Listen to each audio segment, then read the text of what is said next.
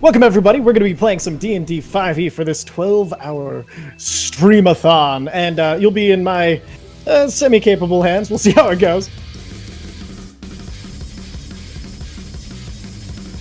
We're going to be playing through a D&D kind of one-shot that I created. It's called the Githyanki Gulag. As this game kind of opens, I'm going to let you guys know we're at a donation of $236 out of our $300 goal. So if you want to get us to that goal before the end of the game so we can go and stretch that out, we wouldn't mind that in any way, shape, or form. So this is kind of an interesting opening. So for this, pull this back a little bit so I can see a little bit. There we go. All right, so for all of your characters, this is an average day, a time of relative peace.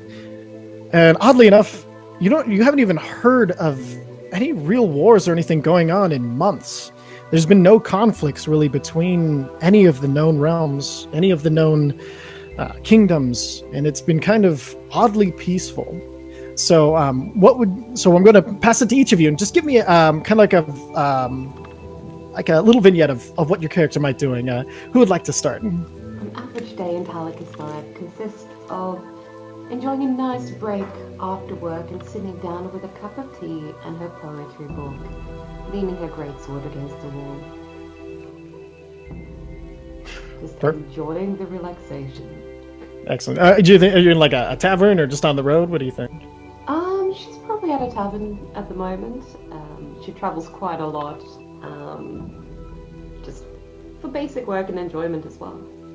Beautiful. All right. Who would like to go next? I'll jump in.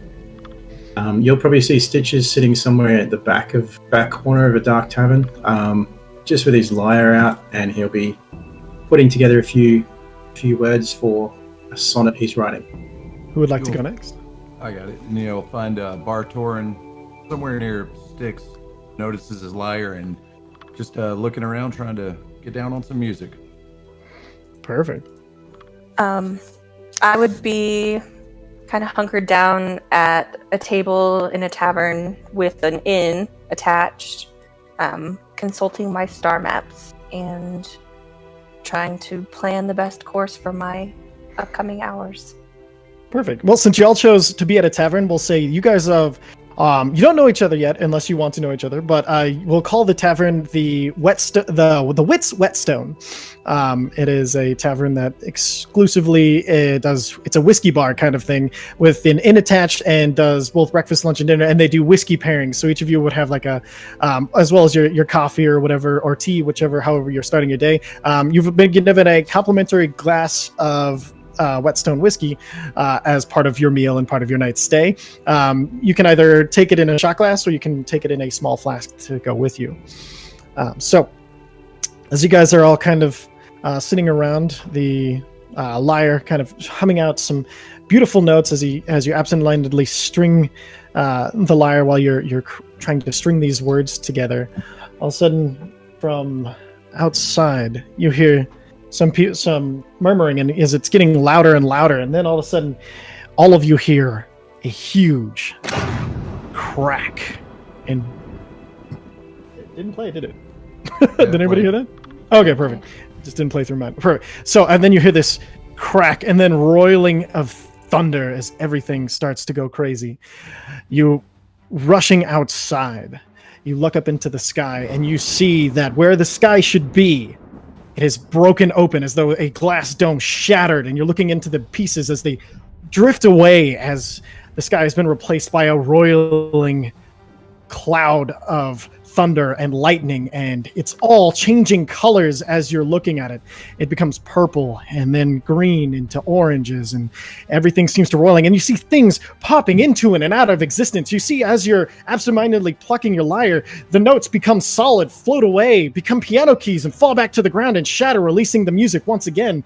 Everything is going crazy. And then you hear the rumble as the land that you're sitting in is starting to just quake with the sound of an earthquake, as you look and you hear giant crack, crack, crack, and you see bits of land in the distance are starting to break off and float away. You see now the tavern itself is breaking away from the rest of land as you're being separated farther and farther away from each bits of land as they're all starting to float off into the distance. You look out and you see, coming from the sky, there seems to be a fleet of ships as they're flying in. You see these flying ships have sails like any other ship, and they have oars pulled out, but they seem to be rowing the oars in the air and flying through the air, kept aloft by some sort of magic that you're not aware of, and that you don't know of. And so they're flying in, and one of the ships, like you see it, there's people on it, and as you see the earth starting to break off further and further, the ground beneath you cracks up. The inn has started to break apart as well. What would you guys like to do or hold on to? I would like to use my Cosmic Omen. So it's a D6, and I rolled a 5, so it's woe. Whenever a creature I can see within 30 feet of me makes an attack roll, a saving throw, or an ability check, I can use my reaction to roll D6 and subtract the number rolled from the total. Perfect. And how long does that last? I can use this reaction a number of times equal to my wisdom modifier. Perfect. So, okay. I guess right, just hold on to it for now. You're ready. Got it. Anybody else? I'm just going to cast invisibility on myself, just to stand and watch and grab onto the nearest pole that I can find. Easy enough. You're instantly invisible, and you've got your lyre clutched in one arm as you hold on to now what it used to be the side of a tavern, and now just a single log in that corner is sticking up a support beam, and you just hold on to it. More than anything, I want to hold on to my sword. Perfect. You grab your sword and you just slam it into the ground and hold on, looking at it like, fucker. I'm gonna have to sharpen that poor darling later. I look over to Styx to speak, and right as I do, I see him just disappear, and then in sheer shock, I'm just like, freeze in the moment.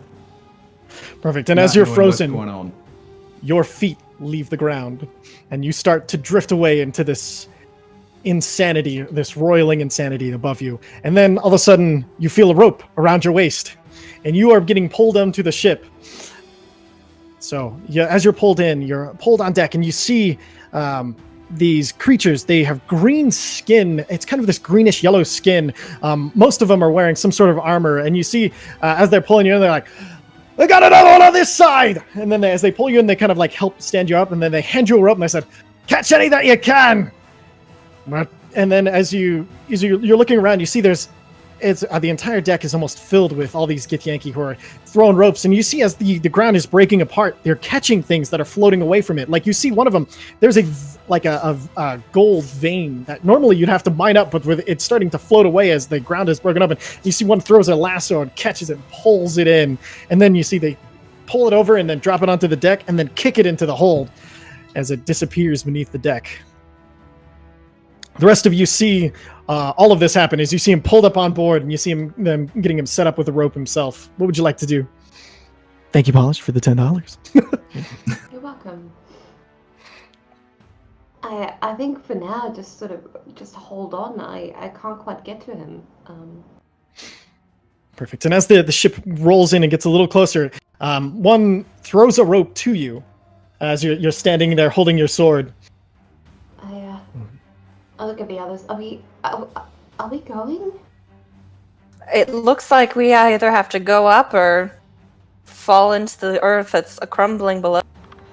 And as you say that, another rope is thrown to you, Cortana. I choose up. Yeah, I'll grab the rope and start climbing. Perfect. I'll pull my sword out and cling to this rope as I put it behind my back.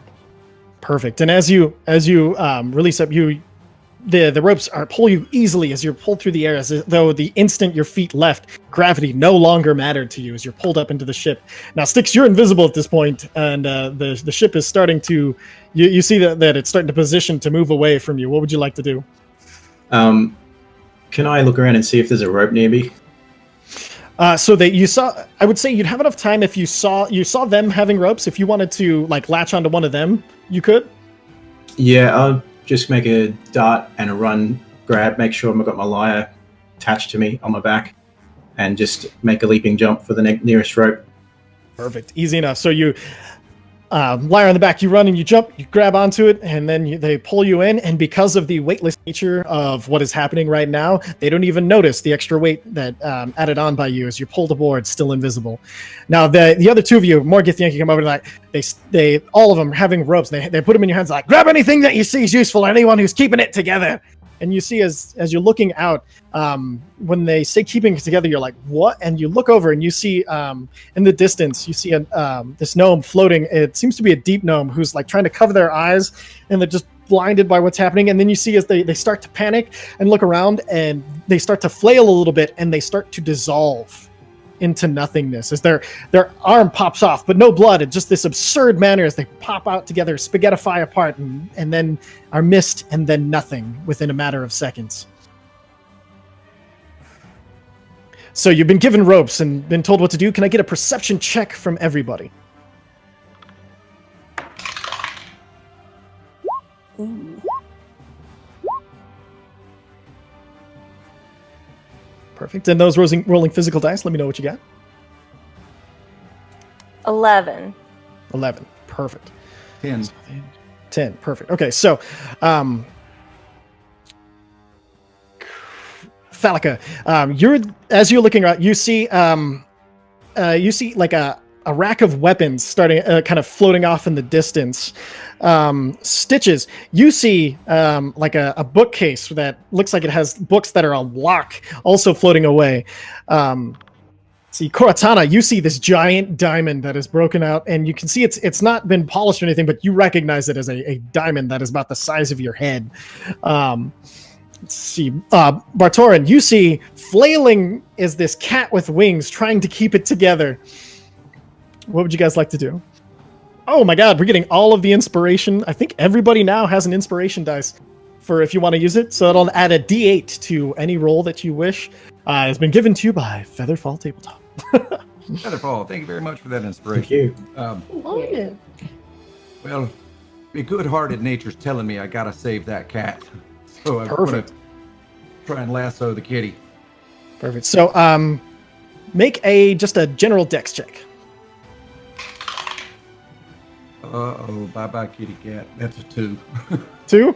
Okay, so you throw it out and you miss, but you manage to get it. So you throw it, but you overshoot it. And as you're pulling the rope back in, you kind of knock it closer to the ship. You got one more shot. All right, it's going to be a 10. 10. 10's what you needed, because this thing is trying desperately to grab the rope. So as you throw, you pull in, and then you see before a Tricelium. Because I think that's how you say that. Basically, this winged cat, and it looks up at you and just kind of, and it kind of latches onto your feet. Can I get an animal handling check? I'm rolling like crap. It's going to be a 6. 6? Okay. Yeah. And so you go down to pet it, and it kind of backs away, but it doesn't run away from you. And so you should see the Tressum under the characters in your under the characters folder in Roll20. So you have a Tressum who's hanging out. All right, who would like to act next? Or, well, simultaneously, I should say. I want to see if this diamond might be related to my discovery. Like if it is emanating any conjuration magic. Okay, perfect. So, are you proficient in Arcana? Yes. Perfect. Roll an Arcana check for me. Plus inspiration? If you want to use it now, yeah, you can use Natural it anytime. 20. Oh yeah, it definitely is. You almost recognize it from one of the whispered visions from the ancient that you're connected to. I want to make my way toward it and try to grab it, even though it's as big as my head. Perfect. So do you have rope? Do you want to try to lasso it, or do you want to try to like reach over and grab it? It's a decent distance out. I do have rope. Perfect. So Oh, you I'll were try to handed rope by lasso. the Githyanki. All right, perfect. Just do a general dex check. Natural 1. Natural 1. So as you throw the rope, it hits it and knocks it further away. You've got one more shot. It's at a distance. At disadvantage, you said? One more shot at disadvantage. That's correct. I'm gonna use inspiration. 15.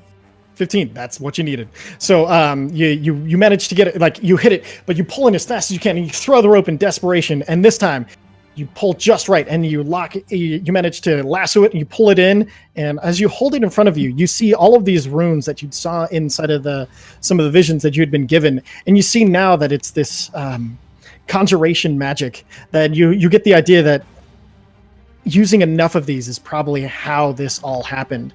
They planted lodestones to basically create a giant conjuration glyph over the entire globe and conjured the world into this ethereal realm. All right, who would like to act next?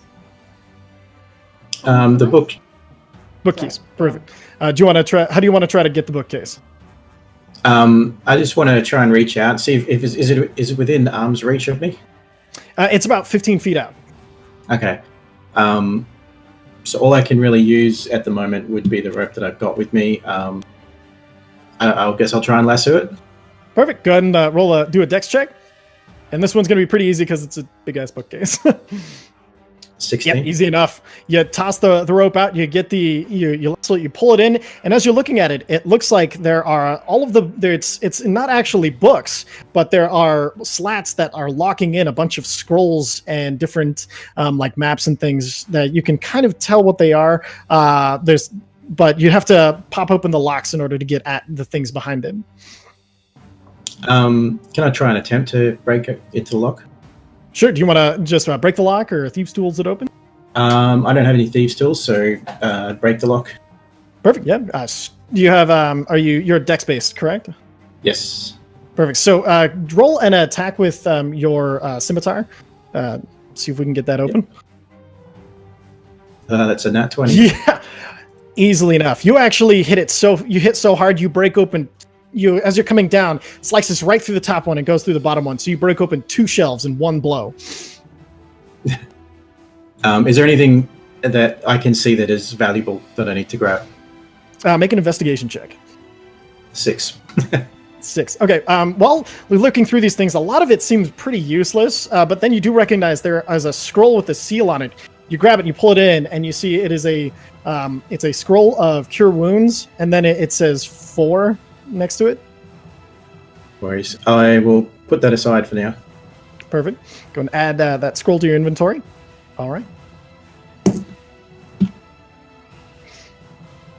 I'm gonna look around, just a bit baffled at first, and just look at everyone lassoing items, and I'm gonna do the same because I don't know what else to do with my life right now.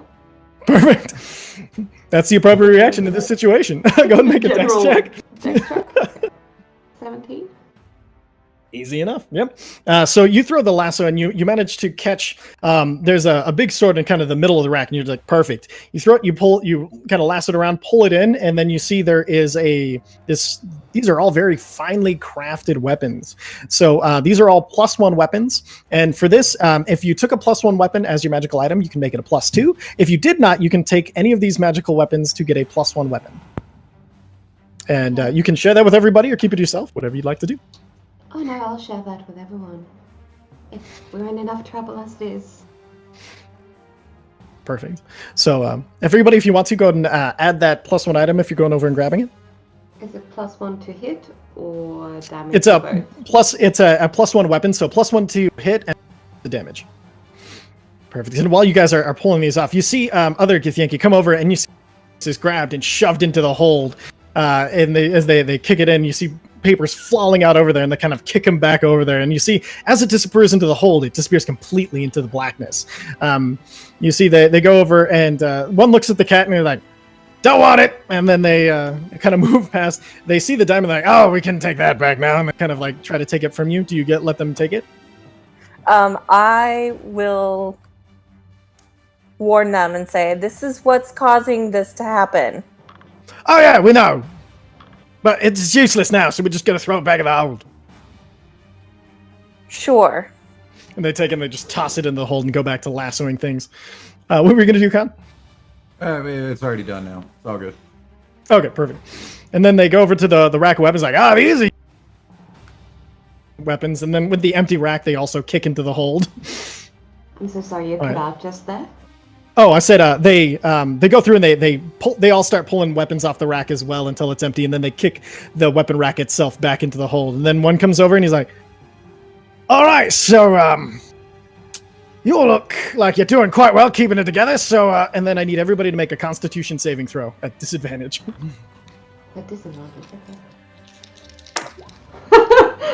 Oh no! I want to say to him, "Hey, I see you kicking things. You better not kick my cat." What a waste of a natural 20. You said Constitution. Yeah. That's 15. That's not bad. I'm having a bit of a rough day right now. Because that's a nat 1 for a total of 8. Nat 1, 15. Looks like I'm a at Not dead 13. yet. and Con, what did you roll? 2. 2. All right, so all of you instantly, the world goes black, and the last thing you hear is "Meow." As you hit the deck. You see the cat looks and he licks your face and then falls asleep next to you. Better not mess with my cat.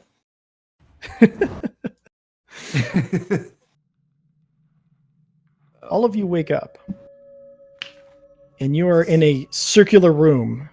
There are doors surrounding it, but all of these doors, every door is there's a mist in front of the door, and in the middle there is an orb of light. Ooh, sticks! You're rocking it, bringing us to $280. $20 left to our goal. And so you see this single orb in the middle of the room, and it's just an orb of light. As you guys all come to consciousness, you see the everybody's here, all 4 of you, all equally distant apart, all in different parts of the room. What would you like to do? I want to take stock and make sure nothing is missing. Perfect. Go ahead and roll an investigation check. Not great. 5. 5. Everything seems to be there. I want to. What's the distance between? I'm pretty sure I've got room. I want to cast Beacon of Hope. Beacon of Hope. Okay, Yep. perfect. So you have Beacon of Hope active. I'd like to just cast a minor illusion of something that looks a little bit like the shape of what I looked like when I was sitting in the tavern. Okay, perfect. So And that was for everyone, by the way. perfect. So you take on the appearance you had in the tavern. Easy enough. So you guys do have advantage on Wisdom death saving throws, and when you heal, you heal the maximum number of healing possible. Oh, sweet. And Bartorn, can I get you to roll an animal handling check as you see the Tressum kind of waking up next to you? And I'm just going to yell out, "I may be a warlock, but I'm a cleric also." Animal handling. It's going to be a 12. 12? Yep. Perfect. It doesn't seem frightened of you, and it's just kind of hanging out next to you. Sweet. Is everyone okay? Seemed to be. No, we're Well, that was a square. mighty journey. Yes, there have been portals opening up everywhere. I've been through many things before, but nothing like that. That's for sure. Nor have I. Nor do I want to again. Nothing good ever happens on Thursdays. Crap. Must be a It is cursed Thursday. day. I could never get the hang of Thursdays. I usually sleep right through them. Okay, Guess so this is what I get for waking up, isn't it? quick interruption. I apologize, but we just met our $300 goal. We're gonna go and stretch that out. So, woo! Good job, you guys. Okay, so we're gonna put this Star Wars to shame, and we're gonna beat them because they got to what 250. So we got to get to 250 at least beyond this. So I'm gonna put a soft DM goal of 550 for chat. Just focus on that. All right, back to you guys. Are there any doors anywhere? Can we see? There are 8 doors all circling around the entire room, and all of the doors are filled with this impenetrable like fog mist that you can't see through. Could I investigate very carefully this light in the middle of the room? The orb? Sure. Roll an investigation check. Is that a 1 or a 7? That figures. Oh my god. Doesn't Is it a even 1? matter. It's a 1 plus a 0. Okay. That's going to be a 1, yeah. So looking at it, you're like, Blinded. as you kind of get closer to it, you accidentally trip on your cat. You're like, oh, and you just, and it kind of like backs up a little bit away from it, and you're totally distracted. You don't even make it to the orb. Just inspect it. Just seeing how much luck is not flowing his way, I'm going to grant him. I'm going to grant Butter and Bardic Inspiration. It's a D8. So you now have Bardic Inspiration. Go ahead and mark that up. All right, and while that's going on, I'm going to make sure the cat's okay, and then I'm going to be like, I'm pretty sure I'm going to have to think of a name for you. Sounds good to me. Meow, it is. Your cat is adorable. Thank you. I would like to use. Let me double check that I can do this. The Staff of the Woodland to cast Speak with Animals. Perfect. Mark the charge off, and now you can speak freely with the Tressum. What is your name, Beast?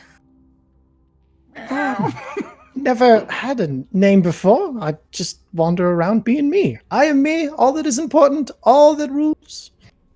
I am important. I think my name is important because I feel important. I am important. How are you important? I don't understand. What How- makes you important? Well, the word I'm. I don't understand. I'm important. It's You just kind of tilts are. its head. Of course. I mean, have you seen? I had, people ready to rescue me. People give me treats. Everywhere I go, everyone loves me. I'm important. I get scratches. I get tuna. I am important. Do you know where we are? Nope. What's it saying? What's it saying?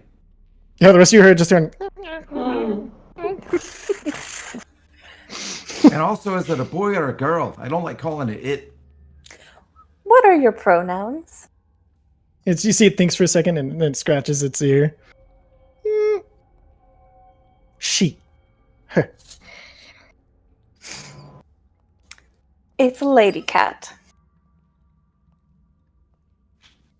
And she's very important, according to her. You hear this really loud purring as you say she's important. And she kind of wanders over and kind of nuzzles into your leg as you say important, and then kind of flaps into the air and then lands on the orb in the middle of the room, looks at it, jumps off and flaps around. Wait, what? I'm thinking the orb's not dangerous. Probably wrong, though. So, have any of you been here before? Can't say that I have. Last thing I Nay. remember was a tavern and a flying boat. Oh, I never did get that song there, Bard.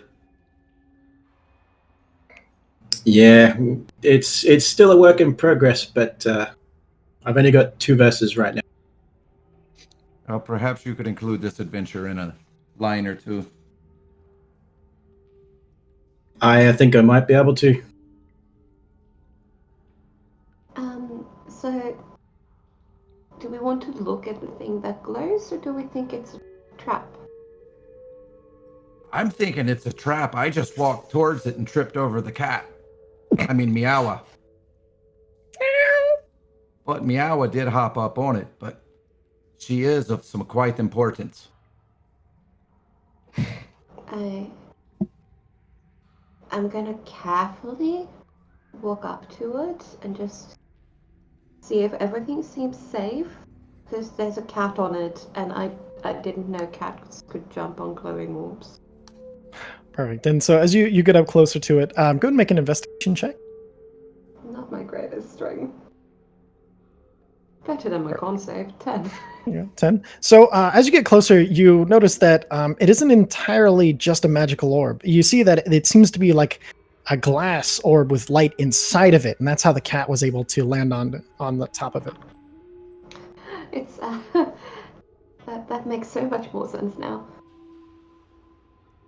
I still don't know what it does, but it's inside a glass thing. Let's I'm see not helping, here. am I?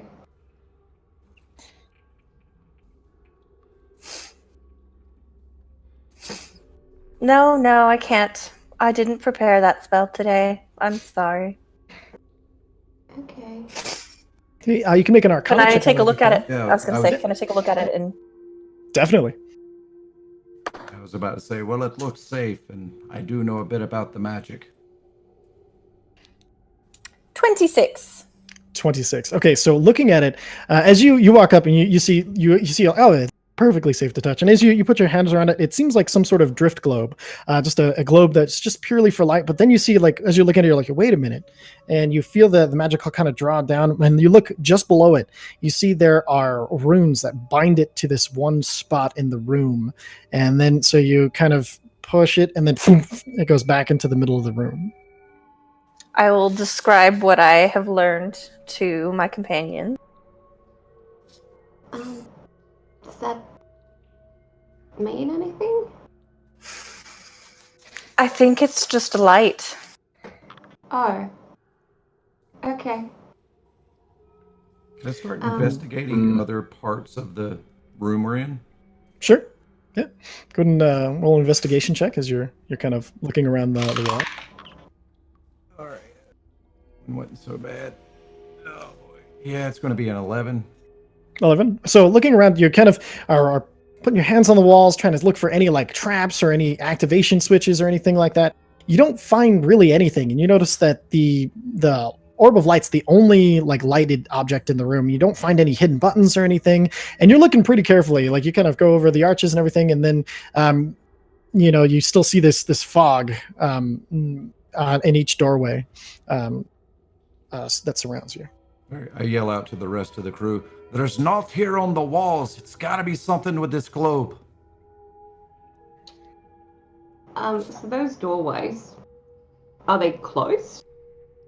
No, they're just open doorways with this kind of weird looking fog. I mean, maybe it's just a lamp. I'm I gonna just cover say, it with my shirt. Perfect. All the what rest of you, the room goes dark. I'm just gonna say yes, but gonna do this and launch my dancing lights. Perfect. As she covers the lamp, you throw out the dancing lights. They surround the room and they're just And dancing I'll around. start juggling them. It's quite the show. Make a performance check. That bard is talented. He is with a 22. 22. You see, he starts to juggle them, and it looks like he's juggling them. And he pretends to take a bite out of one. He goes behind the back, and he does a backflip, and he tries to do behind the back, throws in a foot or two, and the whole time he's just doing this amazing show. I'll uncover the drift globe. And every light comes back.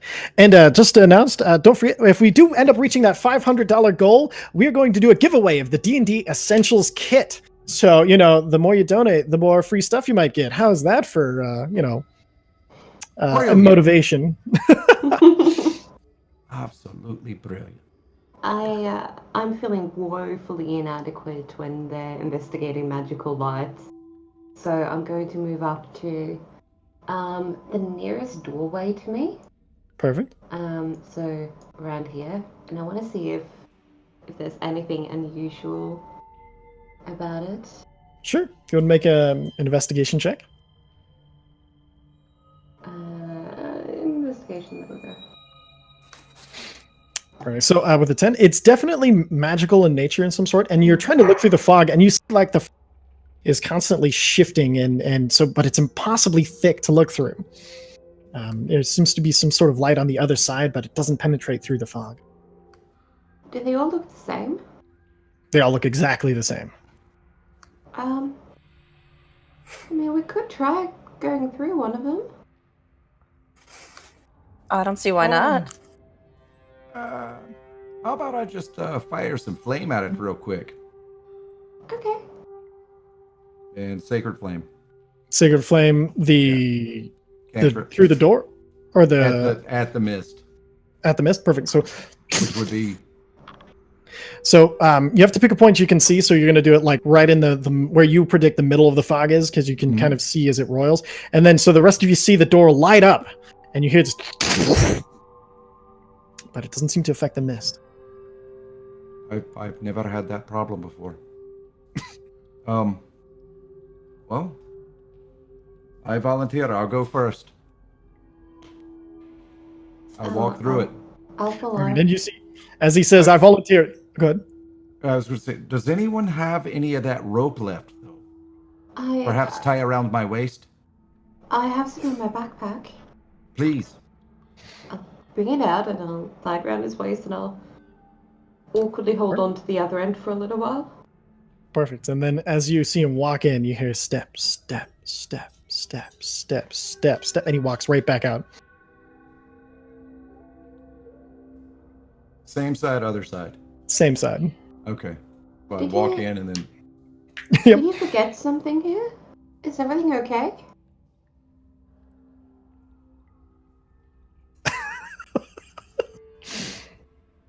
I really didn't mean to be back out here, but here I am. I want to use my telepathy just to startle him a little and be like, did you walk in a straight line? You hear in your mind? Yes. Pretty sure I did. I didn't trip this time, that's for certain. How about you walk backwards through it and see what happens? All right, see, if anyone but you would have asked, okay, I'll do it.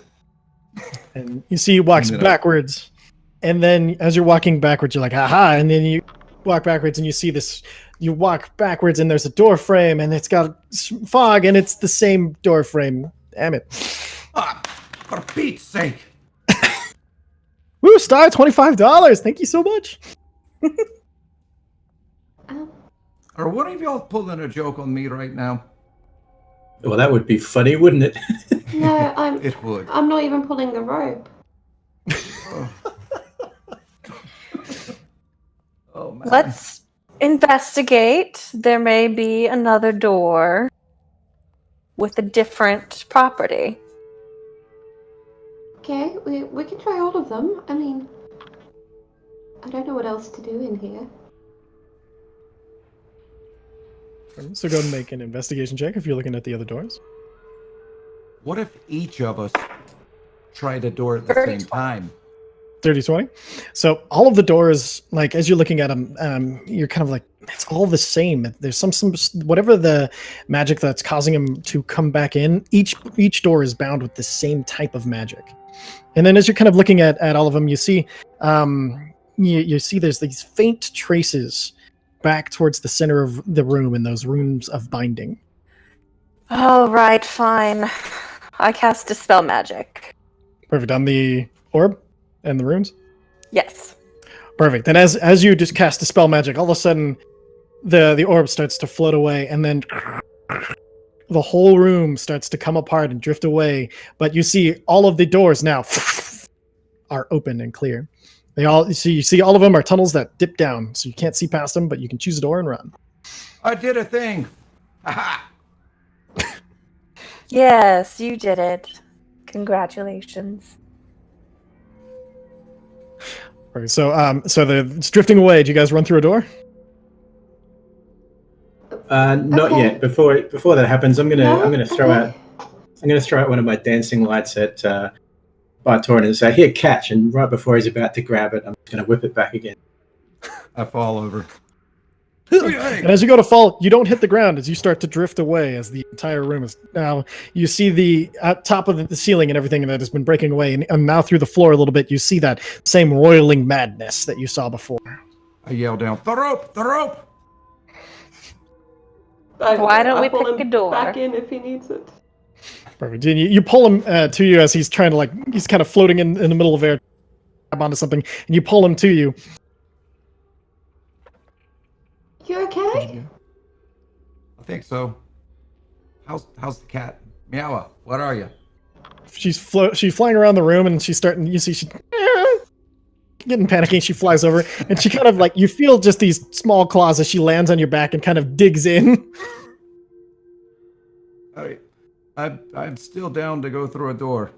I think we need to start moving. It's spreading. Well, how about we all go through at once? All at the same time. Okay. And all the Would doors we are all cleared. fit? You know, the fog is gone. Works for me. Well, this one looks good. It's nearby. Fine. Perfect. And so I'll take Door this number one. one. door number 1. Okay, perfect. So all of you run through the door, and all of a sudden, as you're walking through, the ground below you becomes extra slippery. You're like, what the? And you start to slide, and then as you're sliding down, you're like, ah! It goes down, it comes back up, and then you feel wet, and you're like, what the hell? As you go over the top, and then you're dropped. It's about a 60-foot slide down, and you're dropped into the middle of this gigantic pool of water. And as you see across the room from you, there are these one giant fish monster man and 3 smaller ones, and he's just like, as it pulls its trident and points it at all of you. Oh my. I I don't look think at- they're happy we're here. Nor do I. I look at Meow and I'm like, aren't you supposed to eat these things? She is flying up at the top of the room, and you just hear,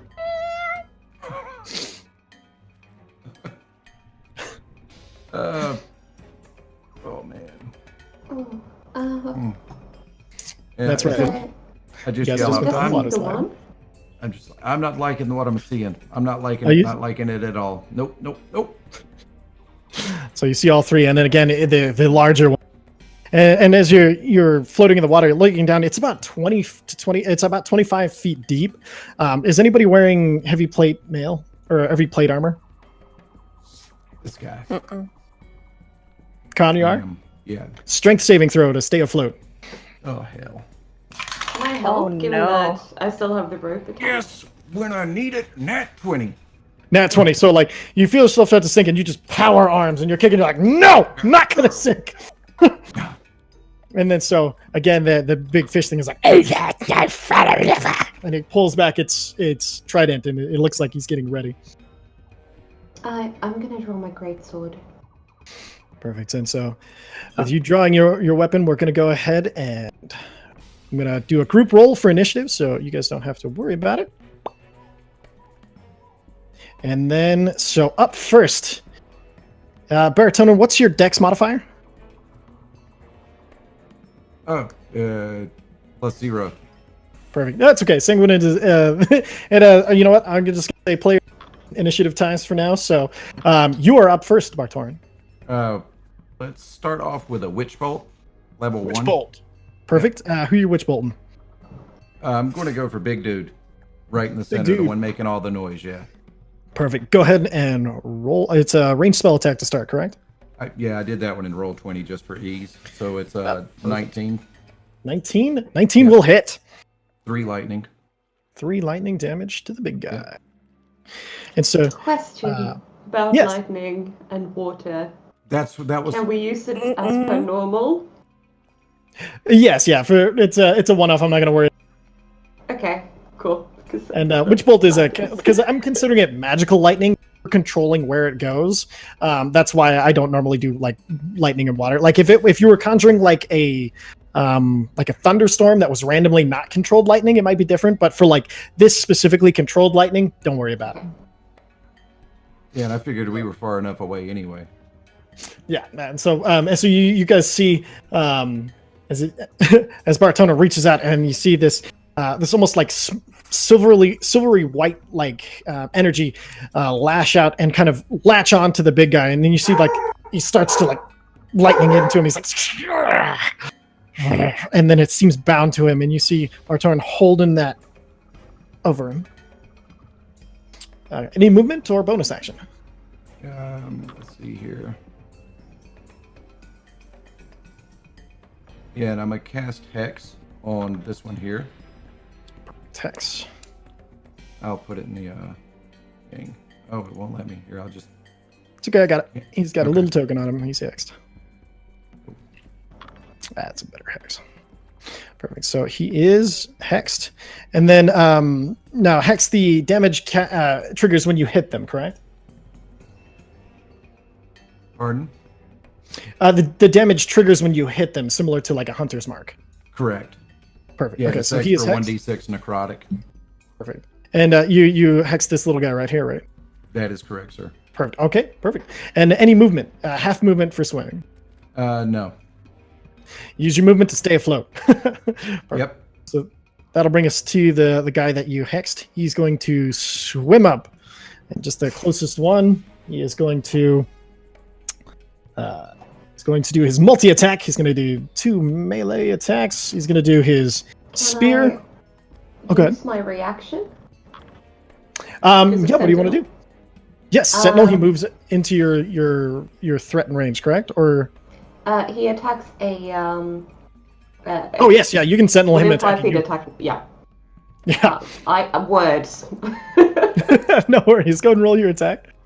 19 to hit. 19 hits. Roll that beautiful bean damage. I'm not sure why I'm rolling damage. So you click Greatsword, the actual right. word itself, There we and go. that'll 10 That's slash. 10 points of damage. And so as he runs up, you just you bring your sword forward, and he almost impales himself a little bit on it. He's like, ah! As he makes his spear attack. Does a 17 hit you? Who? You? Me. 17 CAC. Perfect. So you take 9 points of piercing damage as he's going to attack again. And then a 20 will hit. He's going to do another 9 point. He rolled max damage both times. Are you kidding me? Okay, so 18 points of piercing damage. And then he has 1 bite. Oh no, he did 2 spears. So that's him. And that'll bring us to Stitches. Okay, so seeing what's just happened with this guy coming up right in my face, I'm going to take a deep breath and dive under the water. I'm going to move directly behind him. And then popping out from underneath, I'm going to stab him with both scimitars in the back. And hopefully I hit with a blade flourish. Perfect. So here, go and roll your attacks. 26 will hit. Yeah. And a 16 will hit. All right, so I'll roll damage for both. 16 slashing damage. And so as you dive down, and as you're coming up, it's a little harder underwater, but you manage to like spin your blades around, and then as you're coming up, you blade flourish upwards, making this X strike across the back. And as you're coming up, you're kicking so hard that you almost come out of the water a little bit. So you see him come out up to your waist as you release the X, his head flies from its shoulders. You sliced its head completely off with your flourish. No. And then I'll just use my remaining movement just to move back underwater and just out to as close as I can to behind the big creature. Okay, so you're moving at half movement for swimming. So you've used 15. Go. How much more do you have? I get an extra 10 with the 10. blade flourish as well. Perfect. So that'll put you. We'll put you. Let's say. Do you want to be here? Yep, that would work. Here. Perfect. Okay. Yep. And that'll bring us to the next one. And so, seeing as you've moved in towards the boss, this one's going to move up, and he's going to make his attacks against you. He's going to do a bite. 16. Does that hit? That's a hit. That's a hit. That'll do 5 piercing damage, and then he's going to do a claw attack. I'm guessing a 7 does not hit. No. Perfect. So 5 piercing to you, and that's action. That'll bring us to Koratana. All right, I will use my action to go into my starry form, and I'm going to take on the form of the archer. So at my joints, different, like, it's like a constellation in the sky, like with lines drawn to Perfect. So connect them. You'll see these points of light brighten on her skeleton, and almost as she kind of moves, see the of a as she kind of gets ready the archer pose, and you also see just this sparkle of twilight kind of in the background when you look at her. And that gives me a bonus action spell attack, and I'm going to use it for the big boss. Perfect. So What are you doing? that's a 25 to hit. That'll definitely hit. All right, and 5 plus 5, so 10 points of radiant damage. I have to Radiant double check that. Perfect. Yes, It's radiant okay. damage. He has very limited resistances. So as you see her take the form of the archer, there, like, her eyes are almost replaced by these stars that seem to be finding the place for her. And you see, not even holding a bow, she releases. You see this form of like this golden arrow that fades to a silver starlight as it flies across, leaving a trail like a comet as it strikes into the chest of the large guy. He's like, grabs his chest. Bring us And to the that's Baron's turn. my turn. Oh, sorry. Did you want to move or bonus use a? Nope, I Nope. used my bonus action. I forgot that I have a reaction saved from earlier, unless that goes away because we were like unconscious. No, I'll say you can still do it. No worries. Okay. Oh, we've got $5 from Jen for an amazing nurse who was working in the ER. We send our love out to them. Everybody, let's throw up some hand hearts for her. Thank you so much, and thank you for everybody who's hanging out. All right, and that'll bring us to the Baron. All right, so he is going to, being struck in the chest, you did the most damage to him, so he is going to come after you. He's going to move forward, go and take your opportunity attack. Stitches? Yep, I will. Just with the main hand. 10 does not hit. All right, so he is going into his blood frenzy as he does not have his full hit points. Go ahead. To use my reaction to reduce his hit roll by 3. Okay, So, perfect. So Less reduced by likely 3. to hit me, maybe?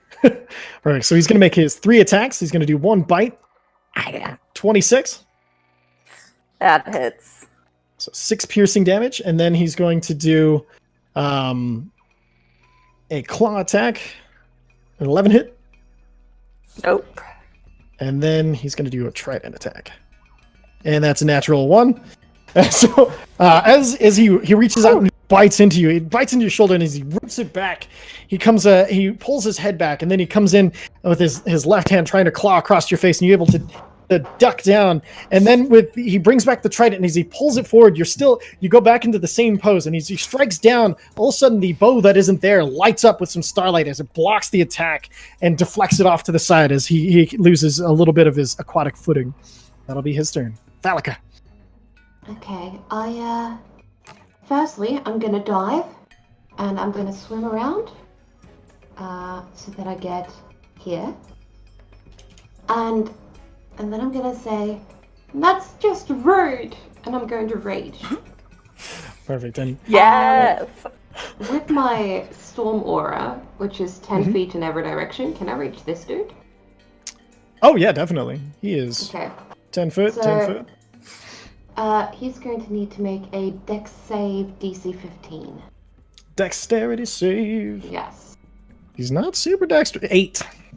Okay, so that's 5 points of lightning damage. Perfect. And as you said, then go ahead. I would like to make both of my raging attacks against the big dude. Perfect. Go and roll them attacks. First attack is a 14. 14 misses. Just not good. 22. 22 will hit though. That's better.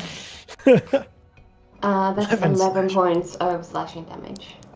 Perfect. And as you guys, you see her swim over, and she's like, "That's not very nice." And she pulls her and she has a great sword, kind of like.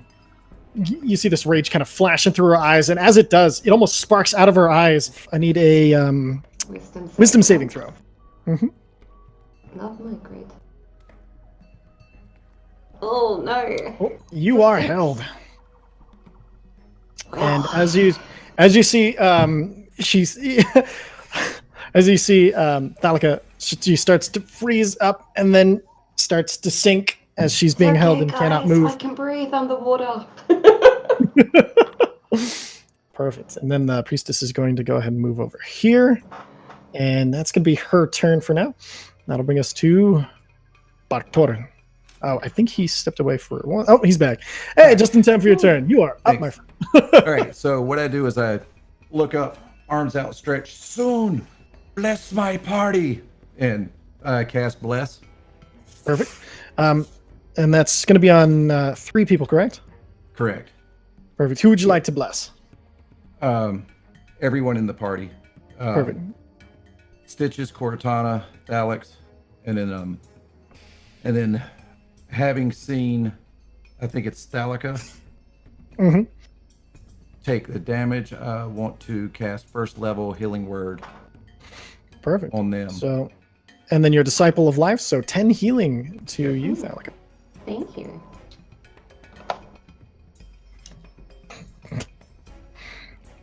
Perfect. All right, and then any movement, or it's still just trying to stay afloat? Going to stay afloat. You say I get a half movement, so I guess I'm just half movement. Yep. Kind of go right there, if that'll work for you. Yep, that's perfect.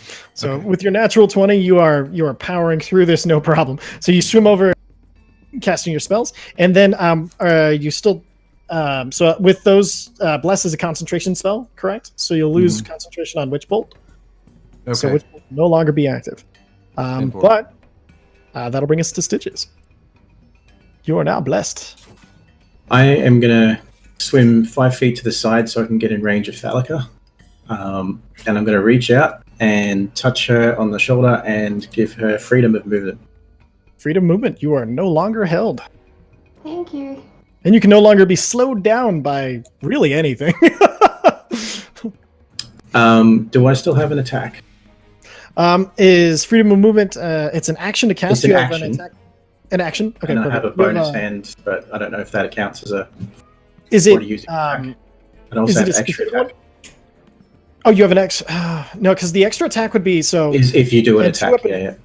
Yeah, and but is your bonus action just 2-weapon fighting, or is it specifically give you an attack for being College of Swords? I get a second. I use my other hand with a bonus action. So. Okay. When I use an attack. You know what? We'll say since you normally get 3, why not? Go ahead and have an attack. I use this with the offhand. Yep, and because I can draw a line through you guys, we'll give you, we'll say you can have advantage for flanking. Since that's a big guy, he has a lot of flanking room. Work? No. It's not working. The joys of Roll20. I'm going to just reset the browser for a sec. Yep, no, totally, that happens a lot. Oh, there we go, it's just popped up. 26, that'll definitely hit. Go ahead and roll that beautiful 5 slashing damage as you get, and that was on the Baron, correct? Or the little guy behind? The little guy. Oh, little guy? Perfect. Yeah, little guy, because I'm still in range. You slice down the little guy. He's looking pretty messed up. That'll bring us to the little guy. Since you're pinned between him and the Baron, he's going to be attacking with advantage. He also has his blood frenzy because he's been really messed up. And so he is going to make his multi-attack. Here we go. He's going to do 2. He's going to do 2 spear attacks. Just going to... Yeah. Oh. So 23 will definitely... So 8 points of piercing damage from the critical, and the 13 will miss. And he feels like he's in a good position, so he's going to stay there, and that'll be his turn. Cortana. All right, seeing that one. Thank you, dude. Sorry, he just donated. That one is it's this one over here. Oh no. Hold on. I'm getting the worries. The circling pinwheel of death. Oh no, the pinwheel of doom. I can't click on anything, so I can't ask which one. The one on the left side, over by Stitches. The little guy? Yeah, he looks really. Is that the one that's hurt? Yes, yeah. Okay. Well, I will do my... What? Go ahead. I will do my bonus action Radiant Bolt thing. Excellent. At him. 23? Does the 23 hit? 23 hits, yeah. Oh, yeah. Okay. And 12 points of radiant damage. It's exactly the amount of life he had left. And so, again, you just swift over and you close your eyes, being guided once again by... As you release it, it just hits him square in the mouth as he's like... He is gone.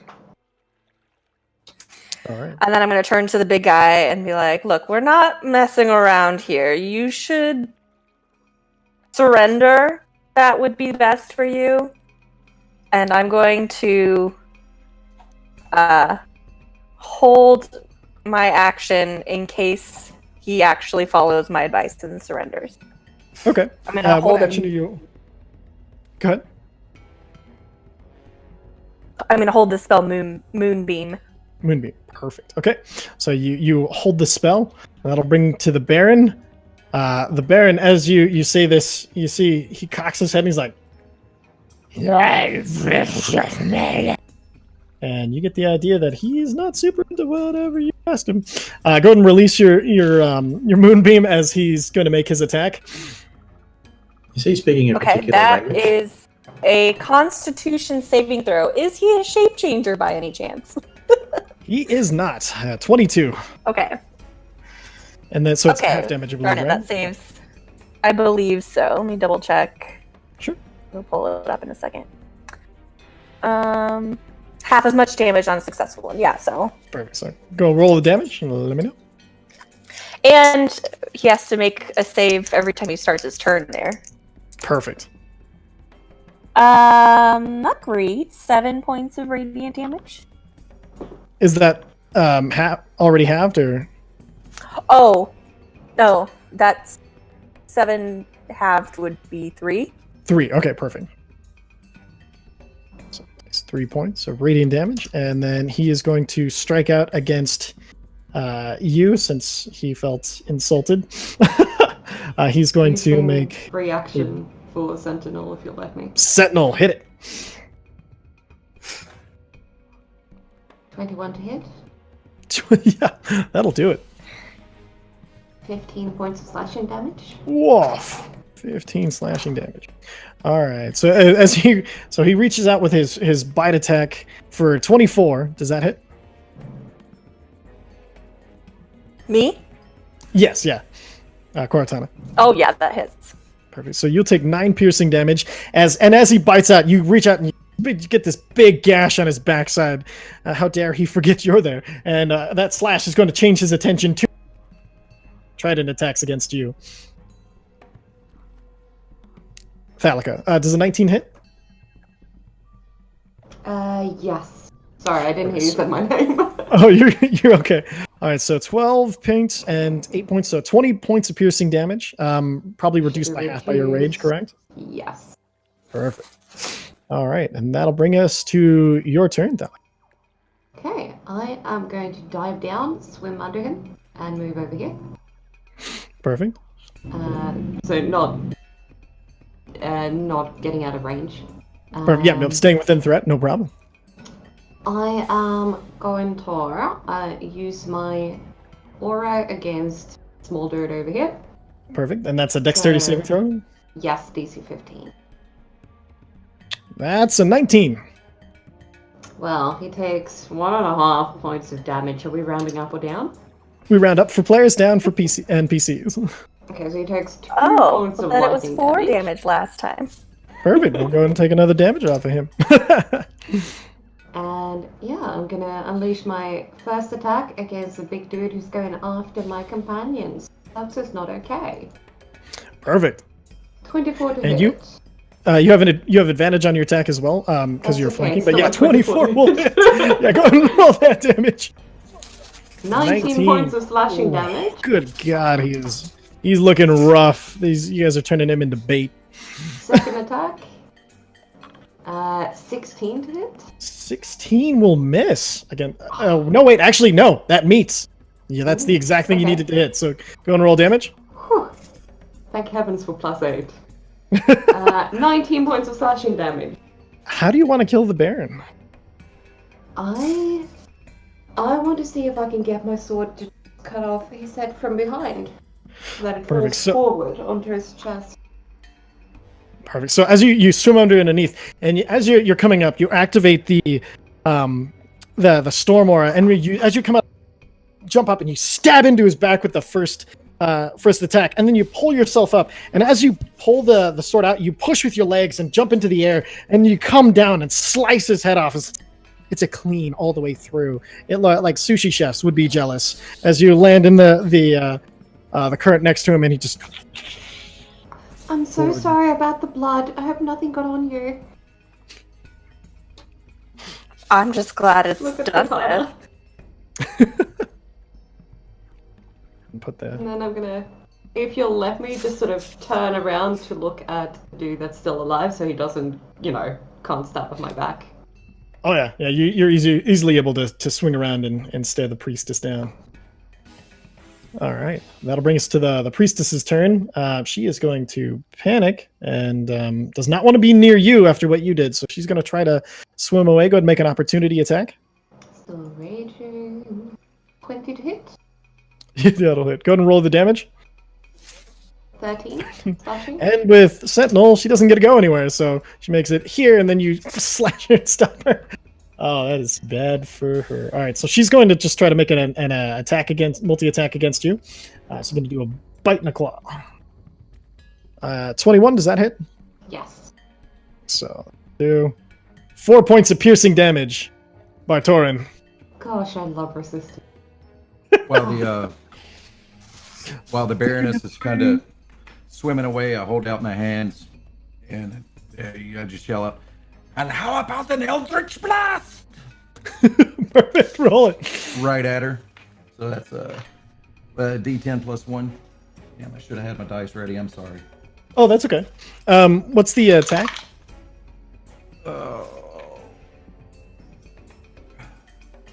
She's got a 12 AC, so it's pretty easy. Yeah. That'll be easier. All right, so 11. 11 misses. And I'm gonna use the Bardic Inspiration, Oh, perfect. Roll it. and that definitely hits with a +7 on that. Yeah. Oh, that'll do it. All right, and then so 6 force damage. And how many beams do you get? Oh, let's see. I believe 2 at 7. It says a beam of crackling energy, 5th level 2 beams. So yeah, 2 beams. Perfect. Fire that second beam. All right. So you got a 9 and 3. That'll hit. That's exactly what you needed to hit. Roll that extra damage. I believe it was just a +1 on it, right? 1d10 per. Yeah, 1d10 per. Perfect. So And then plus. Oh wait, 1. you rolled So a 9 for damage. yeah. Oh yeah, that's enough. How would you like to finish the last of it? 2 beams, 1 at one end, 1 at the other, meet in the middle. Perfect. All right. So as you're keeping yourself afloat, and then you're just like, how about an Eldritch Blast? And as you say blast, you throw out your arms. It flies out and to each side, and as they arc around, you see, and she tries to like swim backwards, but they seem to track her as they hit on both sides, on both the shoulders, and as it impacts inwards, the force of it is like 2 small explosions, and you just see that upper half just crumple into nothing as it starts to sink to the bottom. All right, and that'll end combat. Yeah. Well, bonus action. I want to cast a mass healing word on the rest of the party. Roll it. 6 +5 for the Disciple of Life, so 11 for everyone. Perfect. 11 points of healing for everybody. I'll take it. And then we got some things that I got to announce while we're currently out of combat. We got a big thank to Khan, man. You're killing it, dude. Thank you so much. And then Never Free, we're gonna throw out some hand hearts for everybody. You guys are killing it. We're already up to 375 out of our goal of 500 before the end of the game. All right. So you guys are all outside of combat and swimming in this 20 feet deep. And you do see at the bottom there is some sort of trapdoor. I can swim down then. That's not a problem. Might as well check it out. Perfect. So who would like to swim down and investigate? I'll do. I can breathe underwater, so I'm not too bothered. Perfect. So easy enough for you. You just kind of like float, swing down. Stop swimming. Go ahead and make an investigation check for. Oh, this is the hard part. We also forgot about bless that entire. Is that Yeah. I didn't have a use for it in the spells that I chose to Excuse use. me. 15. Okay, so you swim down there and then you kind of pull up and you notice it is locked. It's locked down here, but it's not. You feel as you're pulling up on it with a 15, you're like, I could break this if I wanted to. because it's Alaka, she's gonna swim back up and go, I think I can break it. Is that okay with everyone? It's our only way out, so yes, absolutely. Okay. It's just gonna go back down and do Just an a strength effort check? to tear this open. Yeah. 22. Bursts that's a save, open. Sorry. Let's see. It's a plus 7. So you rolled. What's your strength? So that's it's still a 19. 19. Yeah, you you burst it open, even underwater. There were all of you hear just a, and as you pull it open, some bubbles pop up, and you see another glowing orb in the middle of it. I'm gonna hold on to the hatch Perfect. and just point towards it and go.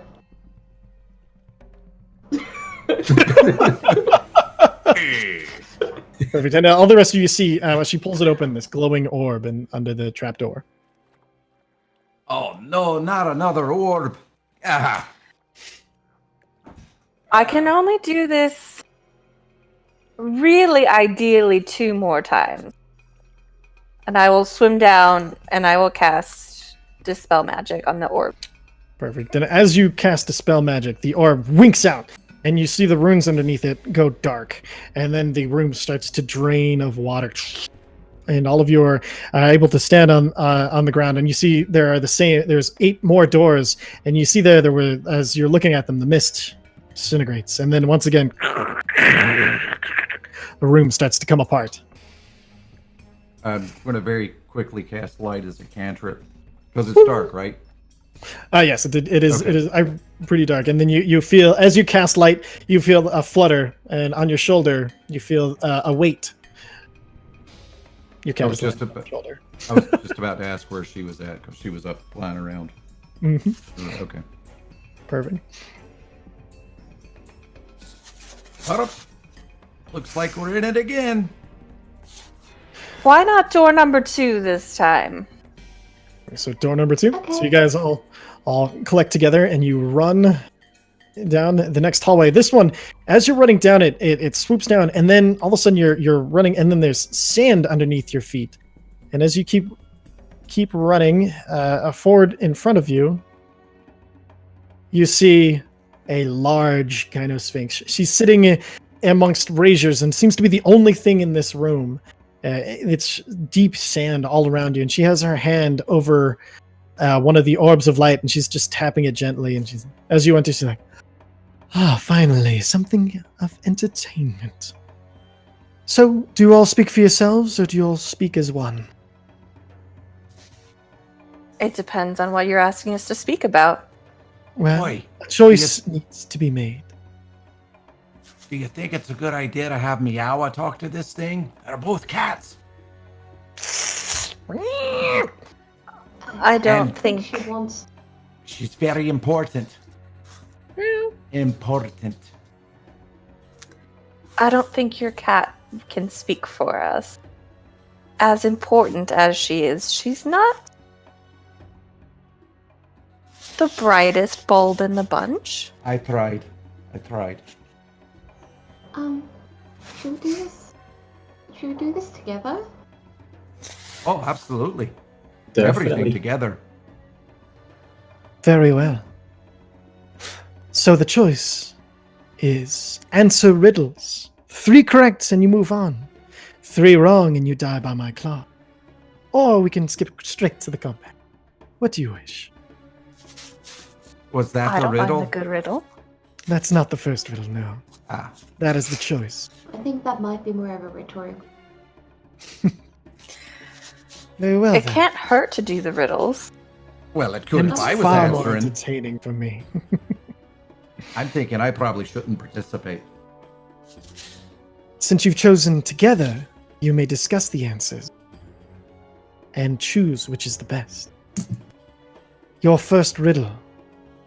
Turn us on our backs and open our stomachs. You will be the wisest of men, though start out a lummox. What am I? And I'll go and post this in chat so you guys don't have. Which chat? In Roll20. Okay. Turn us on our backs and open our stomachs. You'll be the wisest of men, though start out a lummox. What am I? Stitches immediately ponders and goes, that sounds like a book. I agree. Although the lummox part is kind of throwing me off. Is that the answer you choose? How many attempts do we get to each riddle? 1. So if we fail now, we automatically fight you. No, you fail. You must answer 3 or fail to answer 3 before I have to do what I must. Does anybody know what a lummox is? I think it means you were clumsy. Isn't it? Like when you're a bit of a bumbling person or something? Like. So basically me.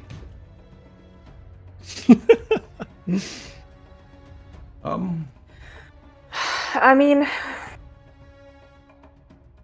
anybody else got any other ideas? I mean, book fits. I was thinking fish, but How does Why fish fish? make you wise? I said I probably wasn't the best one for this challenge.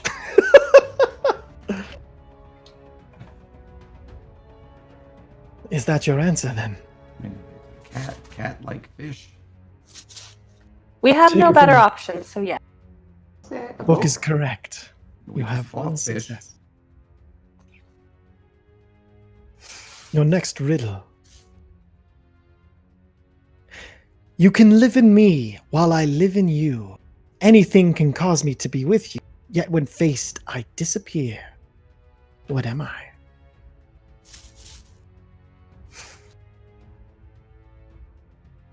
You can live in me while I live in you. Anything can cause me to be with you, yet when faced, I disappear. What am I? Thinking it might be a shadow. I was thinking more abstract, more like silence. I mean, How would silence live in you? you shut Well, how up, would a fish. shadow live in you? Yeah, that's a good point. Dark heart? Eh. What about doubt? Or fear? Doubt? I mean, when you Doubt, face your you fear, say? it goes away. Fear, doubt. Which will you choose? Both good answers. Of course, I'd probably go with fish. 10 out of 10, it's fish. I don't agree with that answer, but That's why A I valiant answered. I've never lived in a fish. Sorry. Fabulous, just fabulous. Having a wonderful time. I have a feeling Bartorn's never getting invited on a quest with y'all again. Well, So- knowing something about fear, I definitely like the idea of that. Yeah. So fear is your answer. Just don't let me be the tiebreaker. Fear is correct. Doubt is correct. Depression is correct. I told you. I told you it was fear. Do you even have any fish on it? Never mind. I like fish. It's a good answer. I've got some What's that? salmon jerky in my ration kit. Would you like some? Let's discuss I've got a that. tuna. I just use it to make sure my instrument plays well. I was about to say, since you're a bard, you can tune a fish, but you can't tune a piano. Oh, That's it. See? And you said you weren't good at riddles. Your last riddle, hopefully. I follow you, but can never catch you. What am I? I think Shadow might be appropriate for this one. Foreseeing. Are we in agreement? Aye. Shadow, you I said- mean, unless you want to suggest it's a fish again. I mean, I thought it was implied by now. So Shadow is your answer. A shadowfish. Just Shadow is fine. Just shadow. Shadow is incorrect. Your shadow can't do anything but catch you. The answer is your past. You have 2 successes and 1 failure. I still like our odds. You might like this one. And she points to Stitches. What has 4 wheels and fly? Fish.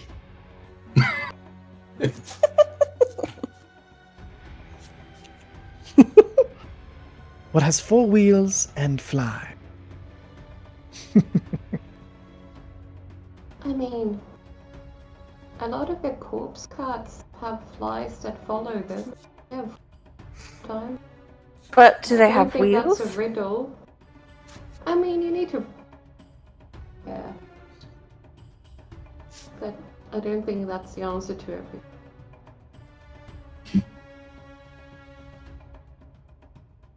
You, you say a corpse wagon. Is that an answer? It's not an answer. I think we're still thinking on it. Ah. You didn't give us a time limit, did you? No. Think carefully. I've got 7 Starts days to of tap. rations. And I have 7 days of patience. You don't know me very well. I think I'm beginning to. 4 wheels and fly. Could it be a cart full of fish? A fishmonger's cart. I mean, my That's first your answer. instinct was a timepiece, but that's a stretch on the wheels. It is? Is it? It is. Or is it? Did you mention a corpse cart? Stitches? The corpse cart was mentioned. Is that your answer? Stitches, didn't she say you'd like this one? That's what she said. So, what kind of Why- things do you like? Anything that involves a little bit of pain, I but don't see that also band pleasure at the same time. I don't think that's the answer I expected.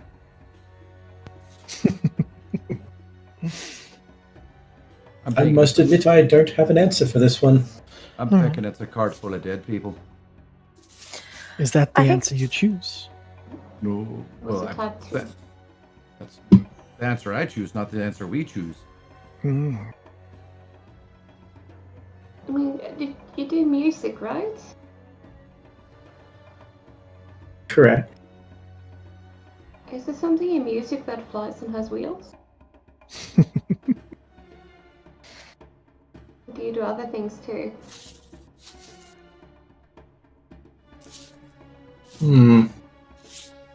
I think I've had too much of an experience going through that portal. My mind's a bit scrabbled. Oi, would you like a healing? Oh, I can do that myself if I need to.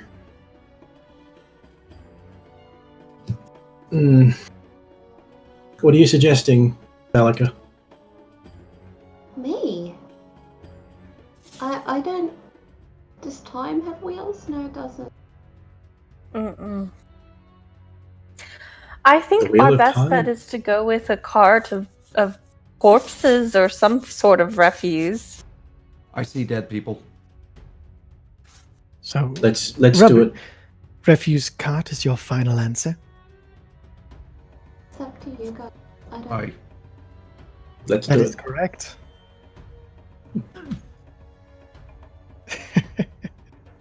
You may move along. And she taps the orb,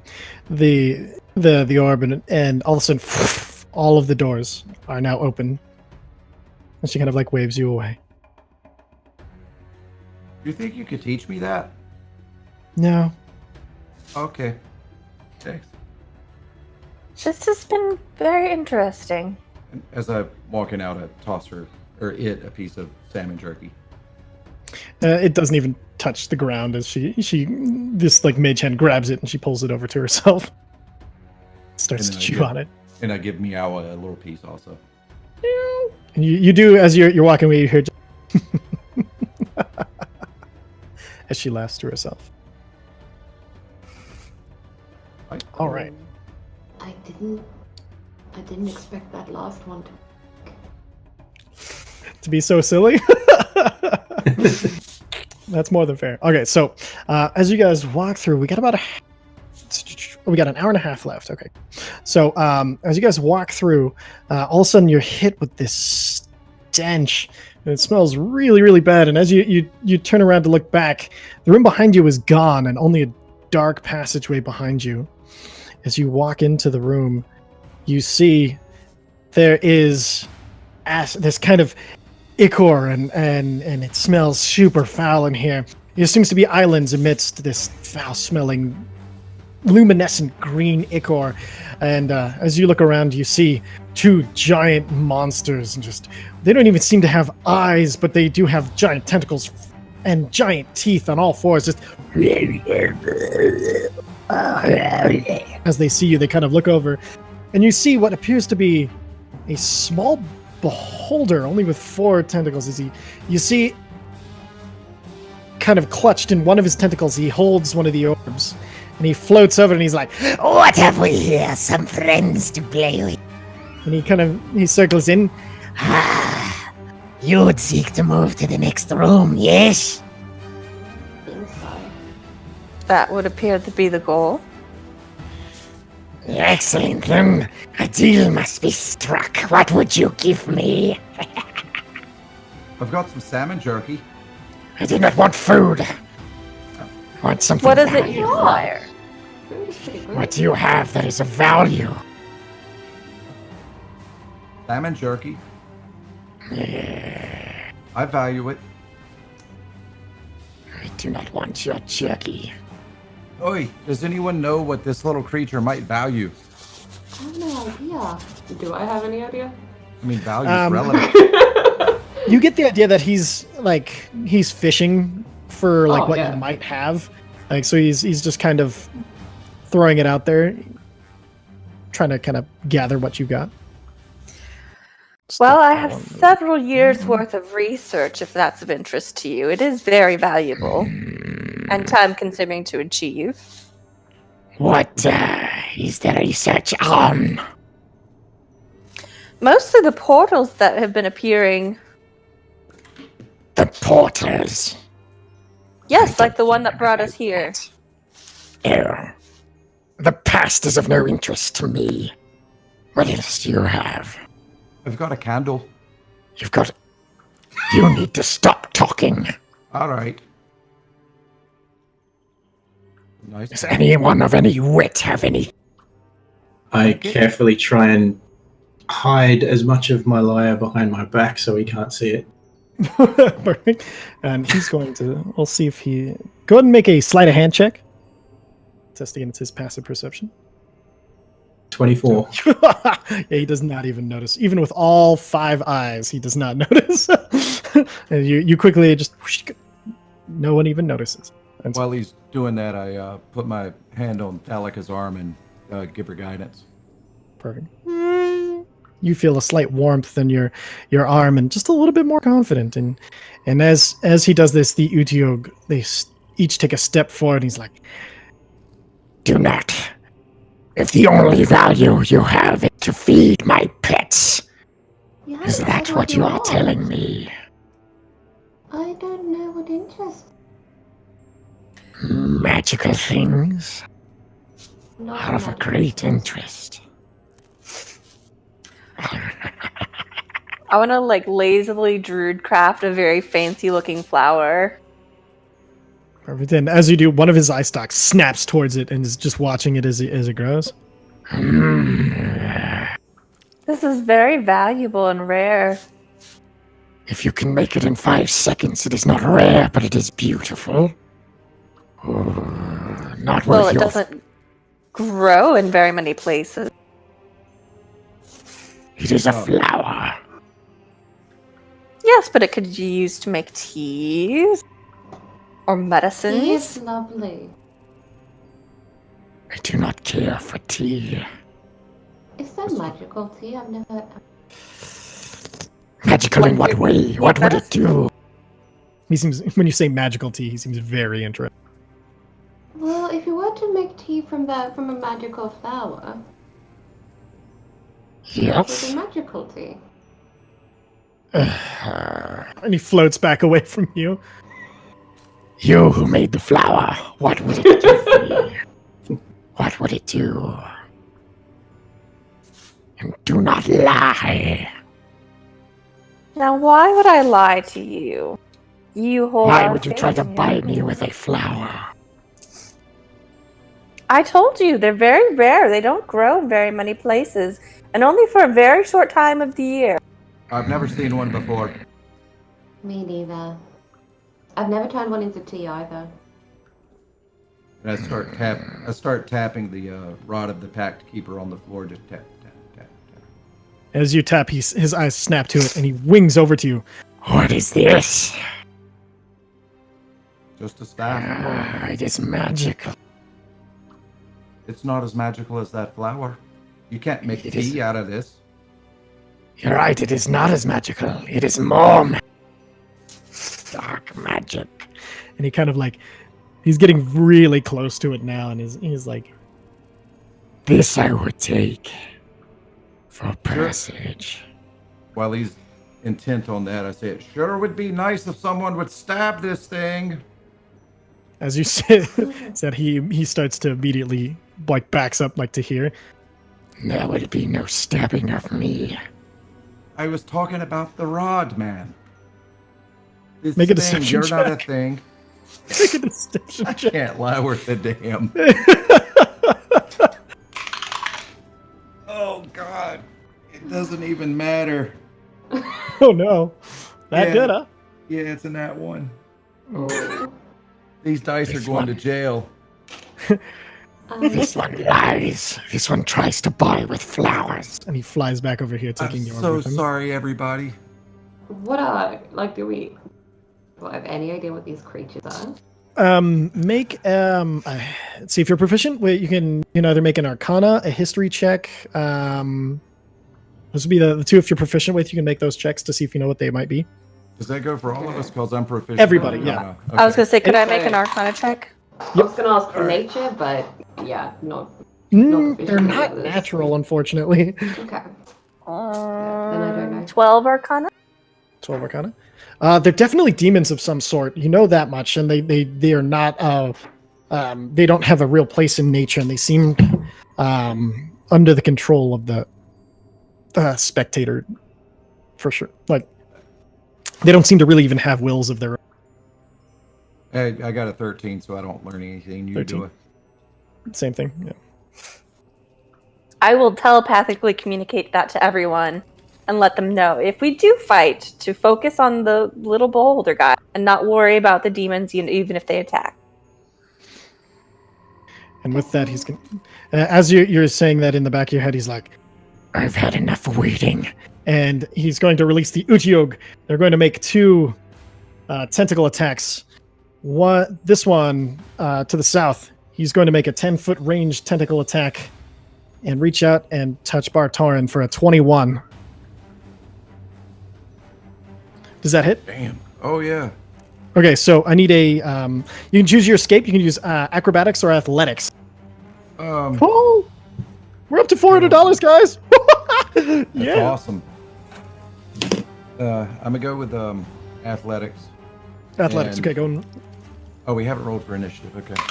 Yeah, no, we'll do that in a second. All right, so that's a 9 plus 1, 10. 10. Yes, You sir. are you are grappled and you are considered restrained. Okay, and I'd also like to add that I'm still holding the rod of the Pact Keeper, and I'll put that in the virtual in a roll 20. Perfect. Okay, so yep. And then the second one, he's going to release its tentacle attack, and it is going to make its attack against. Let's see. Let's roll with 20 to figure out who it goes against. Okay, that'll go against Stitches. A 19 to hit. That hits. All right, perfect. So that close that one. All right, and then so that hit. Go and make. You can way of escape. Athletics or acrobatics. See if you can. I'll take acrobatics to try and do a backflip. Perfect. 17. 17. That's enough. And so as it whips out, the tentacle wraps around you, and as it's pulling the trying to pull you back in, as it rakes across your back, you feel it, and you just kind of collapse backwards, using it as like a roll bar, and you backflip out of it, standing as its tentacle rolls back to itself. And with that, go ahead and roll that beautiful initiative. I'm gonna do the bulk initiative, and then Cortana, not Cortana. Sorry. I have advantage on initiative Yep. rolls. So Thalica, go ahead and give me another roll. We'll take whichever's. While he's doing that backflip, I yell out, 15. "If I could clap, I would." And I'll just do a second double backflip just in case he didn't see it the first time. And as you see, he gets one more backflip in before it's Stitch's turn. Show off.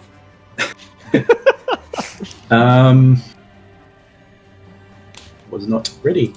Right at this point, I am just going to grab my lyre out, and now that it's no longer precious for him, well, it still is, but I'm pretending I don't care anymore. And I'm going to pluck a string, but I'm going to hold a G chord with my fingers on the end, and I'm going to cast Wind Wall, which I would like that to go. Whoops! Directly across there like that. Do it one more time. Didn't it work? I didn't see it, unfortunately. Oh right. So you said like this. Oh, it's the red line. I don't know if you can see that. No. Oh, red line. There we go. Okay, I can see it now. but to cut across in front of them as well. Perfect. And then so that is, how long is the wall? 50 foot. 50 foot. Okay, so both Utios 15 need to foot make high. strength saving throws, since they were hit with that. First one, nat 20. Second one, 21. So they take half damage, correct? Yes, half damage. Perfect. So 13, and so that'll be 7 damage to each of them. And as you release the string, the rest of you hear just the vroom, and instead of it sounding like it just goes almost like it's on a feedback loop, or it's like, and this wall of wind shoots across, bashing into both Utiyug, and they will and they weather the storm. Bonus action movement. Bonus action. How much? It's a wind wall. I didn't even want to say it out loud. That's you know what? Somebody had to do it, and so I saved somebody else from having to do it. I've been holding it in. I was just like, It's like, I'll try a bit, but I won't stoop to like actually saying that joke. I had the whole fish bit, so I was just like, nah. Oh man! All right. Bonus action. I'm just gonna reach out and give a healing word to Thalica. You heal 5. Excellent. That'll bring us to, or moving. No, staying. You can always leave it to me to stoop to that level. All right, Cortana, you are up. All right, I want to move back here. Perfect. And I will use my star map to cast Guiding Bolt at the fella who's been taunting us. Perfect. So you pull your hands in front of you, and then you open them up, and you all see this this kind of ethereal, like almost like pane of glass, but it's dark with starlight in front of her. And then you see as she pulls it open, and then she taps one of the stars, and then you see as she taps it, this bolt flies out, and go ahead and roll the attack. 22 to hit. 22 hits. Roll the damage. Oh, That's wow. beautiful. That's 46, and it gives advantage on the next attack against him. Hot damn. Okay, 2 6s and 2 1s. So 14 points of radiant damage. It's pretty Perfect. sweet 14 star map. points of radiant damage, and he is glowing even more than he was before. Give him a nice little glow here. All right, and then so that's movement, action. Do you have a bonus action? Not right now. Okay, and then Bartorin, you are up, Strength check. and you are restrained. Go ahead. Oh, 14 plus athletics. 15. 15. That's enough. You break out of the U2's grip, and you manage to basically you grab part of it, and you throw the tentacle off of you. Mm-hmm. Sure do. And then a bonus action. Do I get a bonus action, or did that take all my? Yes. No, that's action. We'll say that's your action. All right, and then I'm gonna use healing light on Cortana, which is I'll put it in the over there. Perfect. So celestial 1d6 energy. out of a pool. Perfect. Now, healing light. Do you have to touch? Is it touch It's or within range? 60 foot. Perfect. If I can Cool. see her Roll within it. 60 foot. And sorry, but it's only 2. Two. Now, I would consider this. You can add your life cleric. I would consider this a first level spell, so you can add one for your cleric level, and then one for each of your warlock levels. Correct. Okay. So you can add +3 to that. All right, so that would be 5 total. Cool. Thank you. Just because I love celestial warlock builds, especially like Yeah. they're just super cool. All right, and then it was challenging to keep them in line with each other. right. Oh man, so that was action. Bonus action. Do you want to move it all? Yeah, I want to move right. Oh man, no, because I'm gonna stay here because if I move, I'll be in the path of anyone else's attack. So I'm good. Thank you. Okay, Thalica, you're up. Is that wind wall still there? The wind wall is still there. Okay. Crap. In that case, oh no, I should be able to get around. This is the one that's been this is the one that's been grappling.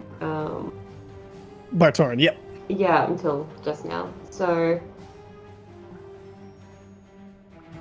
Actually, what I'll do, just move up here to that I'm the first person in reach. Can I actually, is he within melee range of... He is within melee range of you. You can Okay. hit him from there. I mean, in that case, I might as well do the whole shebang. So I am going to rage because that is what I do. Rage. And use. So we're going to do 2 attacks and storm aura. Perfect. So roll your attacks. That is terrible. 10 does not hit. 27 though. That'll hit. Yeah. Thank you. All right. Roll it. Compensating slightly. 16, and then you said a dexterity saving throw. They rolled a 5. Roll your aura damage. 3 points of lightning. 3 points. So as you run up, you blade it, kind of run up with it held low, and as you run up, you swing upwards, and it manages to dodge its head out of the way. But then you just flip around and come straight down and stab into the big meaty flesh of it, and it's kind of this rubbery, gross. And as you pulled it out, your eyes flare, and once again, the lightning just jumps out from almost like your eyes and your gaze of raging hatred at this thing as it shocks through it. That's action, bonus action, movement. You have a little bit more movement, but you want to stay there, correct? Yeah, I'm just trying to get this thing's attention until we can get to the beholder. Perfect. So that'll bring us to the spectator. He's going to see. He's like, Oh, you had magic and didn't sure. and he's going to cast Confusion Ray against Stitches. I need a Wisdom saving throw. Oh no. Bless is gone, right? Yeah, because there was the bless lasts 10 minutes. It's been a Okay. little more than 10 minutes. And that was guidance that I gave to. Okay. All right, so There's a 9. he will fly back here for his movement. You are considered confused. But you can make a saving throw, I believe, on at the end of your turn. So, all right, perfect. So that'll bring us to the Utyug. This top one, seeing you confused and not being able to defend yourself, he is going to he's going to just reach out with a tentacle, and he's going to smack you with a 20. Since you... Go ahead, sorry. Oh, hits. Okay, perfect. Hits, yeah. Right, and then since you are grappled, since you're confused, the auto grapple, and then he is going to, for a second attack, use a slam, and he's just going to slam you into the ground. I need a Constitution saving throw. Add a That's D4 a from 3. two thoughts. From what, sorry? Oh, D4 for stitches. Did you want to add that? And since I was moving quickly, did you want to add that to this? You know what? We're gonna say, since I missed It's it, a 1 anyway. that's a 1. Okay, so wouldn't help the other one. All right, so No. boom, you're slammed into the ground, and you take 10 points of bludgeoning damage, and then from the tentacle, you took 16 points, so 26 points of damage total for that round. For that Utyug. The other Utyug is going to reach out to the thing that's cutting it to ribbons and going to make its attacks. That's going to do a tentacle. A 13, I believe, does not hit you, correct? For me, For sorry, who were you Thalica? hitting? For Thalica? For me, no, it does not. Perfect. Second tentacle attack, 17. That's the AC. Okay, perfect. So I'll need an escape saving throw from you. Could you be a bit more specific? Oh, athletics or acrobatics? Okay. Acrobatics. 23. Easy enough. And so as it whips in towards you, and the spikes dig into your flesh, and you feel it trying to wrap around you, you're like, and you throw it back, the tentacle off of you. That'll bring us to Stitches. Make a wisdom saving throw. So how much was the damage? It was 8 plus 7, 15 points of damage total, bludgeoning and piercing. So reduce that to 7. Yep. And since it made an attack, go ahead and do your sentinel attack. No, it's only when it's another target. So It has to be another target? It's not when it's me, yeah. Okay, So that's perfect. next to me. And then, okay, so that'll bring us to Stitches. Go ahead and make a wisdom saving throw to throw off the confusion. It's a 6. Still confused. Okay, so I think confusion I get to roll to see if you get your turn or not. There's a lot of things that can happen on that spell. Yeah, hold on. Let's roll for confusion. I believe it's a D6. Let me pull up the exact thing. It's just okay. So it's a D10. So let's find out what happens. So 6. You don't move or take actions this turn. So Stitches, that'll be your turn, and then Koratana. I'm just going to reiterate to everyone, don't attack the monsters, attack the whatever that eyeball thing is. And then I'm going to let's see, I can do this 3 more times. So I'm going to cast Guiding Bolt again, and this time I have advantage because I gave myself advantage last time Yeah, you did. by casting Guiding Bolt. Roll at advantage. 17 plus 10, so that'll 27 to hit.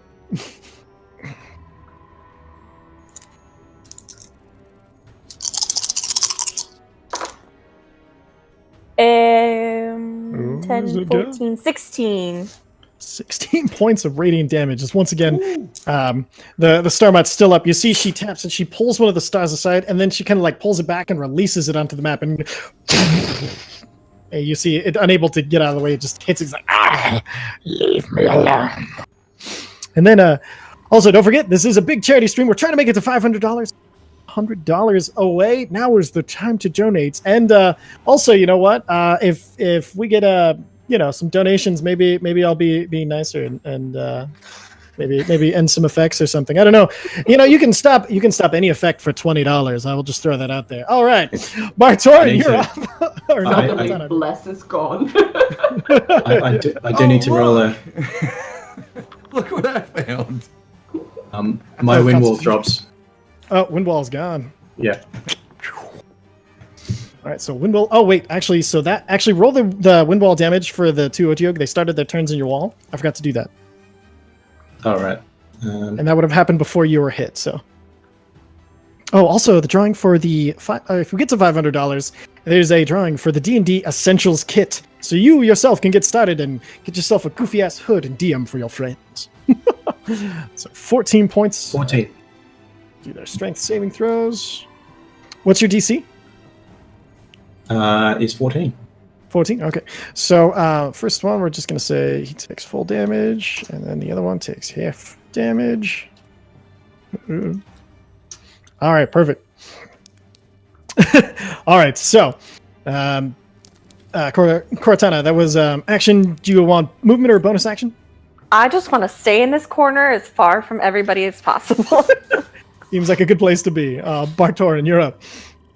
All right, I want to slide on over here Quarantine. beside Stitches. Lay Perfect. on hands with lesser restoration, cure his confusion. Perfect. You're no longer confused, but you are restrained. I don't think I could do anything for that. And then I want to cast. Oh, I might be out of spells. Oh no. Oh boy. I thought I had one left. Uh-oh. Oh man. All right, so yeah, no, that's yeah, I'm just gonna. All right, Con, you do have an inspiration given to you. Okay, sweet. Awesome, thank you, Featherfall. Hellish Rebuke at Slimer. Perfect. Dexterity saving throw for Slimer. DC was 14. He rolled an 11. And that's 11 fire damage. Yep. And as you release the fire damage, you see he's starting to he's crackling, and you see as it flames onto him, his entire skin starts to crack and pull in on itself. How do you want to do this? Oh, badass. Let's see here. Oh, Hellish Rebuke. Oh snap! Really?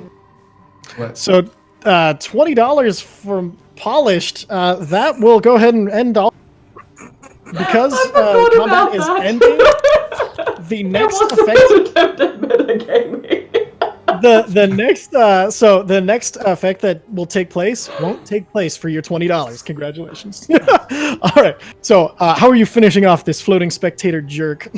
I'd really like to see him turn to stone, and then each of the tentacles just kind of fall off and crumble into dust.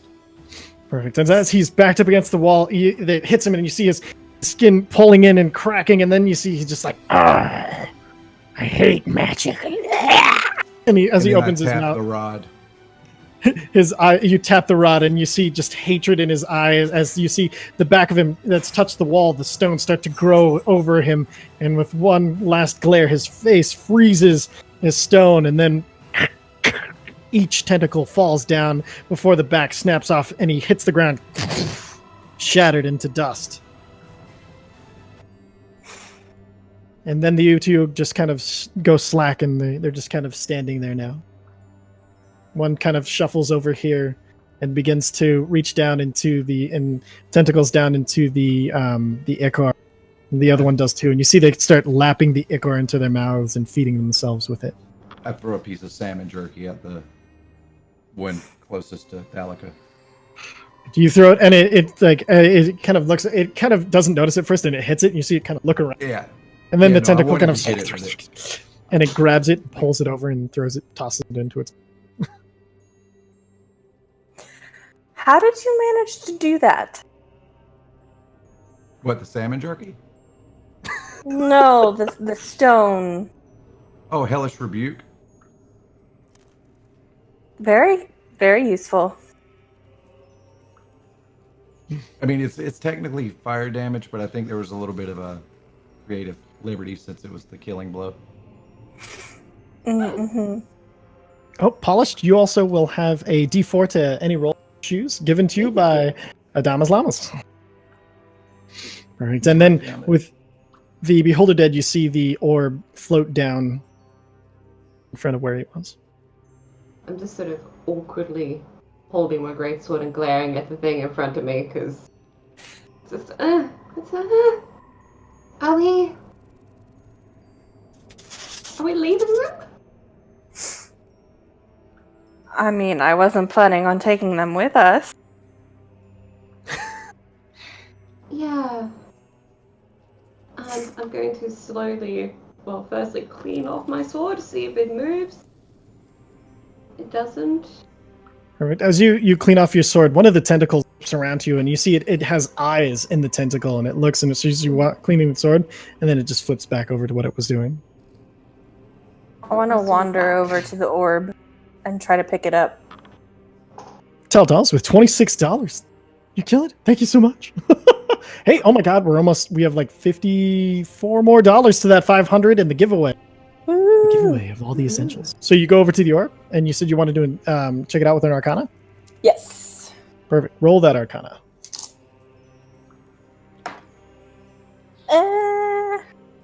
Not the best. 15.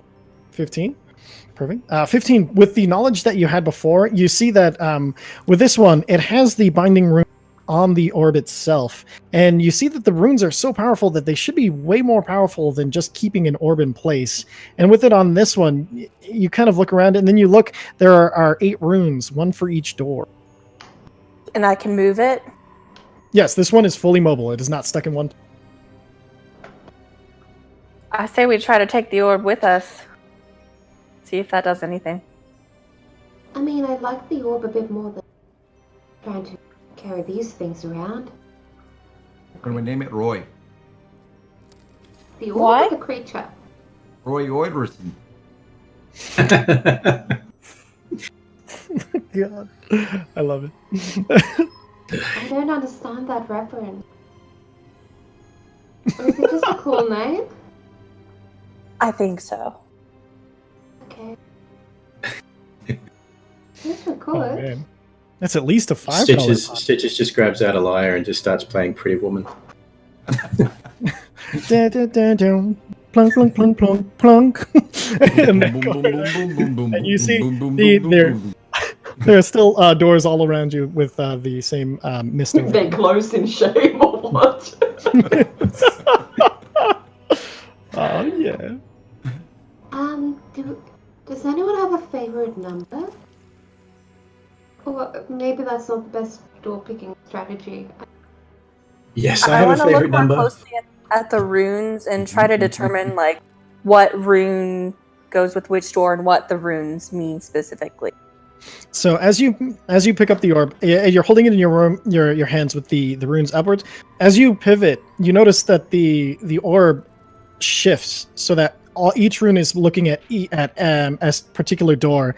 And no matter which way you turn it, left or right, they're always pointing at the same door. The same like one door, or like each rune is facing the specific door that it matches? Each rune is facing the door that it matches. Okay. We've done 1, 2. Perhaps we should go door 3.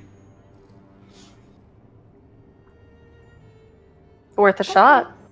I mean, Well, I don't see a door It's a good 666 anywhere.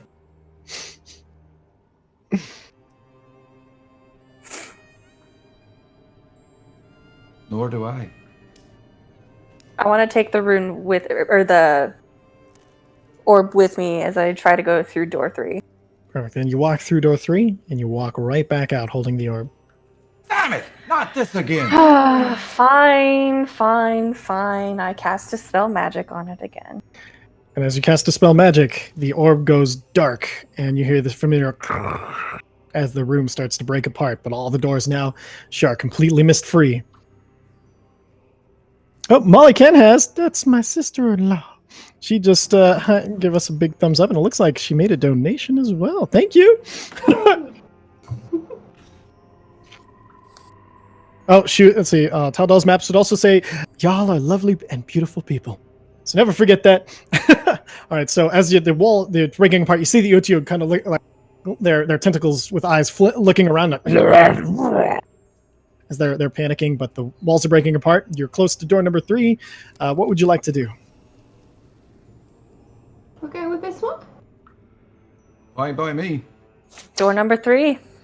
Perfect. And so you all run as you all run through the door. You run through and it kind of deeps down and then kind of around and kind of a spiral brings you up, and then you find yourself standing in a room, and you see 4 skeletons on the floor. And kind of looking at it,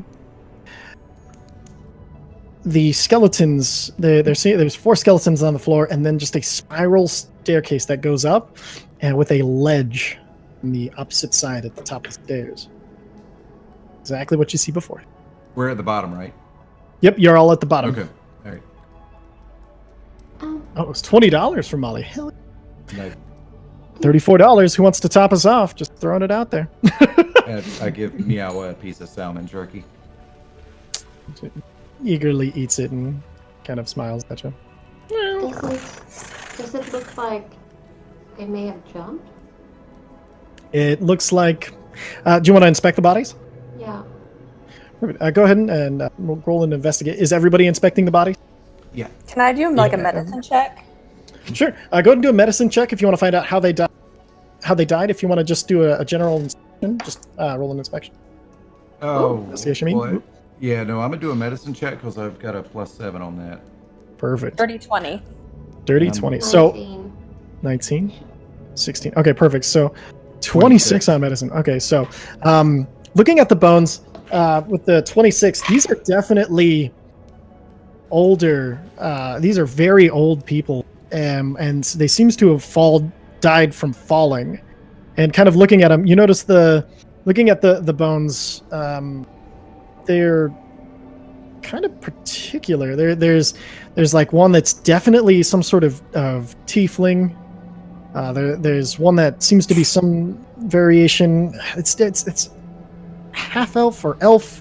One looks like just a human, and the last one, and again, it looks like another half elf.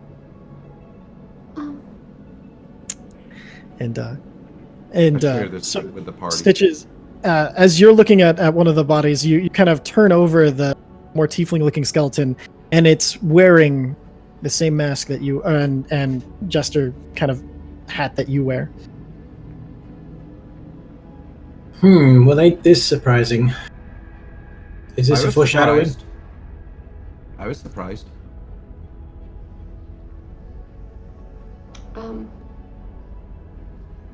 It seems, I mean,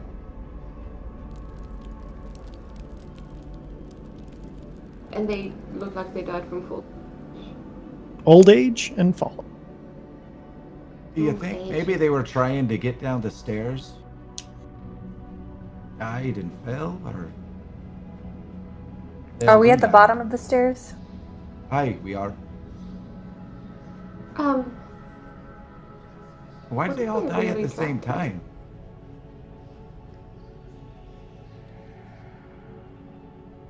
Beats me.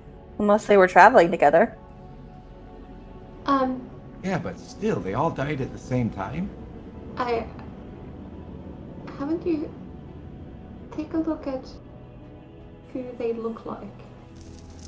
And as you look at them, you recognize each of you in turn, looking over the bodies, find something very similar and to things that you have. Wait a Cortana, minute. you looking over them, you Bartorn, you see one that has a rod that looked very similar to yours, but it seems ancient and broken and no longer magical. Just a stick, really, but it looks very similar to your rod of the Pact Keeper. Cortana, you find under one there looks almost exactly like your sword, you think, but it's so rotted away and broken, it's really hard to tell. And then, let's see, Thalika, Thalika, you're the one who found the sword. Cortana, let's see, I'm not sure. Let's see, Cortana, what's a precious item to you? The Staff of the Woodlands. Right. And so as you're kind of, you see in the hand, there's a stick. And as you look at it closer, it does seem like there were branches growing out of it that once held leaves, but are now barren. The magic from it is also gone. I have a bad feeling this is us from the future. From the future? I mean, we should probably not Us in jump. the future? There certainly seem to be some eerie parallels. So we are in universal agreement then, would you say? Agreement on that we don't want to die? Yeah. Yeah. I can agree to that. I'm gonna start having a look at the around at the rest of the room, see if there's anything else. Just Okay, don't make go an upstairs. investigation check. Don't go upstairs. I'm staying down to bottom. Or make an investigation check. Oh no, I noticed nothing. Looking around, it just seems like a really old room. There's not a lot else down here. You kind of like see a stone. You're like, wait, no, that's nothing. It's just a stone. What would you guys like to do? I'm going to reach back again to my lyre. Mm-hmm. And this time, I'm going to pull off a riff that sounds something like something you hear from Metallica. Very similar. And I'm going to cast Fly on myself. Perfect. So you now have the ability to fly. And I'm just going to use it to go up through the center of the staircase. How high do you want to go? It's 120 feet to the top. I'll go the full 120 feet to the top after I make my movement. So as you fly up, you feel yourself getting tired, and then like as you're flying, you feel like you have a beard now, and your fingernails are getting longer. And as you get to the top, all of a sudden you're completely exhausted, and the magic seems to be dispelled, and you fall, and you fall, and you guys hear just a wet slap Are we? would I be as able he to hits see the if I ground can- and pops, landing exactly over one of the skeletons in the exact Would I be same able to place. see if I can catch him? Because I do have. Go ahead and try. I'm not sure if danger sense would really apply, but it's close. Not really. I would say you would know that even if you caught him, he probably wouldn't survive from a 120-foot fall. Oh, it's that far up. Okay. Yeah, he's falling. It'd probably do more damage to you than say help to him. And Stitches is dead. No save and throw or nothing. I Stitches told you is not to dead. go up there. All right, so I bend down over Stitches, look up to my god, lay on hands, spare the dying. The magic does not take hold. Son of a biscuit. I try to cast Lesser Restoration. Your magic does not take hold. Well, your shit. commitment 6.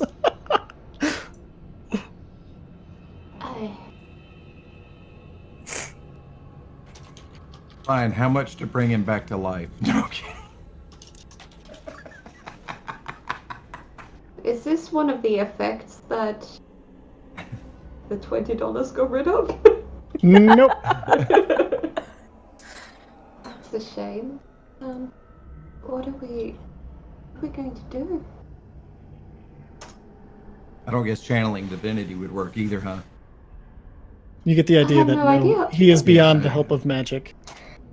Can I just try beating him in the chest? You hammer into his chest, and you're just punching a corpse. Okay, I stop hitting him in the chest. Okay. Well, let's not ascend the stairs and meet the same fate. Oh, so now we listen to the dumb guy. I said before not to go up, didn't I? I think everyone agreed. Except Stitches. Meowa, do not go up there. Is there a cat corpse underground? There is a winged cat corpse. Oh no. And it's completely flat, like we can't keep going down? Nope. And the door behind you is now mist. Is there anything... I don't understand magic, but can any of you see anything here? No? I'm at a loss here. Can I? Let me. No, I don't think that would work. What are you What? thinking? Oh, well, I was going to think of casting minor illusion or something else to send up there. Something not physical. Something metaphysical. What would you like to try? I mean, it's a cantrip, so I'll burn it. Sure. So you're creating an illusion and then pushing it upwards? Yeah.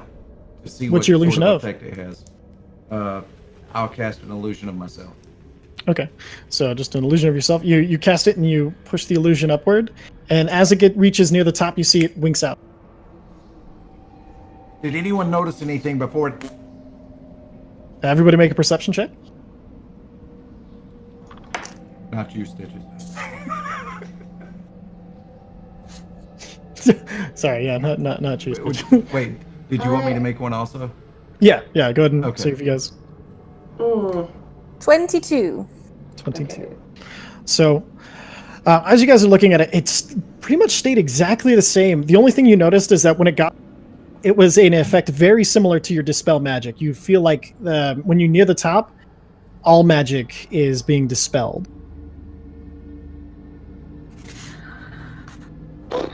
He was fine until he got to a certain right? Well, do you want me to go halfway up? I wouldn't even go that far. I'm gonna take one step up and then back down. You take one step up. I tie a rope around her. Perfect. You tie a rope around her. You take one step up, and the rest of you see her hair grows just a slight little bit. But overall, there's no terribly noticeable change as she takes one more step down. She doesn't change back. It suits you. Nope. Stays the same. You have aged about 6 months. So, One step, 6 It's- months. time. Here, I'm 32, so I'm gonna have to. No, that's a trivial concern. Wonder if I still have the same.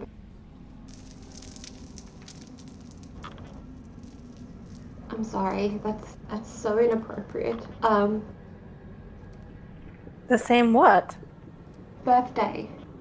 You know, the day you're born, and every time you reach it, you get a year older. But I think I am older. I would say your birthday is still the same. You just have gone through time a bit. Maybe. So let's not go up. Does it look like there's an orb or anything at the top? Nope. Oi. I'd like to try to. Hold on, let me think this through. I want to disguise myself Sure. to look like something other than anything laying on the floor. Okay. What would you like to look like? What was the technical name of the Slimer? The gazer? Yeah, I want to look like that. Perfect. So you disguise yourself as a gazer. And I want to very slowly, well, before I ascend the stairs. Oh crap! I don't speak anything they can understand now. Do I? No. Disguise yourself. You still speak the same languages and everything. Okay, I want. You haven't That's not transformed. cool. It's just in a. I want to disguise, ask yeah. them to watch and make sure that I'm safe, to see if I start changing and to stop me if I do. And I want to Okay. slowly ascend the stairs. All right. So you take your first step, and nobody's the rest of you just see the gazer move up the step, and then Okay, I'm gonna go ahead. I guess I'm okay. step. The rest of you see the second step, and then the third step, and on the third step, as you kind of look back to them, you notice you now have a beard, and the rest of you just see the gazer take 3 steps. You look fine. Your form hasn't changed, but that's not your Are true you form. okay? Do I feel it? feel any older? You feel tired as hell. And Right, for you? well, I'm just gonna have a rest here. then so you go ahead and sit there, and you're now a year and a half older. Got a pretty sweet beard going on now. Trying to grow one Underneath more. your disguise illusion. I know magic is really, really weird, and I've seen it do some things, but can you talk to people when they're no longer here? I know there's a spell for that, but I can't do it. You?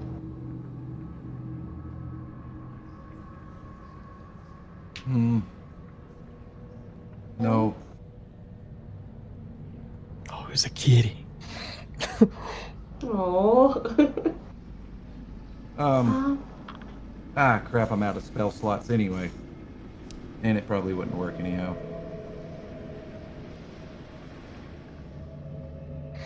What did you want to try?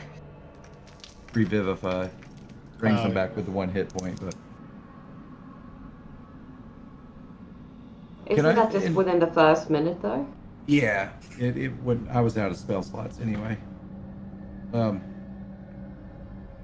I search around the third step, like Sure. the third, fourth, second, whatever I can reach, examine, whatever else? Roll an investigation check. Fine. Oh, figures. 13. Yeah, it's stone steps. They are magical in nature. What if it's an instruction? Can we search Stitch, like the new Stitch that fell on the old Stitch? Sure. I mean, we're not looking to loot, but I want to investigate to see if there's any kind of clues, anything ethereal or anything. Sure. Go and roll an Okay. investigation check. I guess I need to get down off the steps, don't I? Mm-hmm. All right, and I'm gonna do it in here again. Perfect. And I'm the worst at investigation. No, personal. Yeah, no, I know less than I did. So, looking at him, he is the same tiefling. Everything looks the same. He's just extremely old. He's just I can old. try something, but I have no idea if it'll actually work, and What do you I think? might need to rest after this. Can I give her some guidance? That'll give her a D4 on whatever she's Sure. gonna try. Oh, I forgot about guidance. Guidance. Damn it. I'm gonna just aim up at the top, because it's 120-foot range, and cast Dispel Magic at 4th level. Perfect. Spell doesn't seem to take effect. It seems to be a very powerful, very ancient magic. What if... I mean... Remember how... With that fog... We just kept coming back to the same place. Like, things didn't work like they were meant to. What if There's the mist only over- way out is to go up? There's mist over You the mean to door again, die? right? That's correct. I can't see any other way. Could I try walking through the mist again? Sure. You walk through the mist and you walk right back out into the Right. same room. Hey, everybody! How have y'all been? What if... I don't even know if magic can do this, but what if you keep falling and you actually go through and then you come the other end? Somehow it seems like dying wouldn't be the right answer. I don't know. What do you think, Stitches? No response from Stitches. I want to see if I can notice anything new about the bottom of the stairs, like the ground Sure. floor. Like, did I miss anything? Go and roll an investigation check. Got some of that guidance? Yeah. I will cast Guidance. Guidance. Okay. Plus 15? 1d4. That's a 19. 19. Nice. Everything looks the same. Damn. Much. And there's no symbols, no nothing. Nothing. Maybe I've been reading stories, but isn't there usually like a leap of faith? And there's a ledge up there? I don't know, maybe today has been really weird. Maybe it's just... I took 3 steps and I near about have to rest on my rod. I don't know if Which we is can make not it a to the ledge. euphemism. I don't know if we could make it to that ledge. Ledge is probably, what, 25 steps up? It's a 120-foot staircase, so... The ledge is what, is at the very top, 120? So the ledge, this is 120, at the very top. There's no inscription around here, no riddle. Where's that Sphinx at? I would much prefer the Sphinx. Right? I could buy that thing with some salmon jerky. Oh, salmon jerky. Give me out with some salmon jerky. Accepts it greedily. Because if we just stay down here, we're going to end up dead and old anyway. True. I think it's going to be the same result. I don't know. Keep an eye on me for a second. I want to try something. Has the rope around her. What are you doing? I'm going to approach and go up 1 step, but step backwards. Perfect. You take a step and you step. So you turn around and take 1 step backwards up. Mm-hmm. Perfect. Your hair grows a little. That didn't do anything. I'll step back down. Perfect. Step back down. Stays the same length.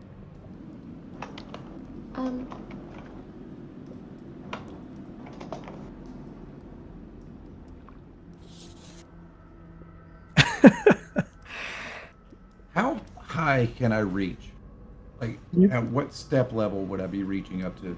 How tall are you? 5'8", I think it was. You can probably reach about the. I'd say, let's say the 7th step. All right. So what I want to do is, can I get up to? I want to go back to the first step, take 1 step up. Perfect. Doesn't seem to change.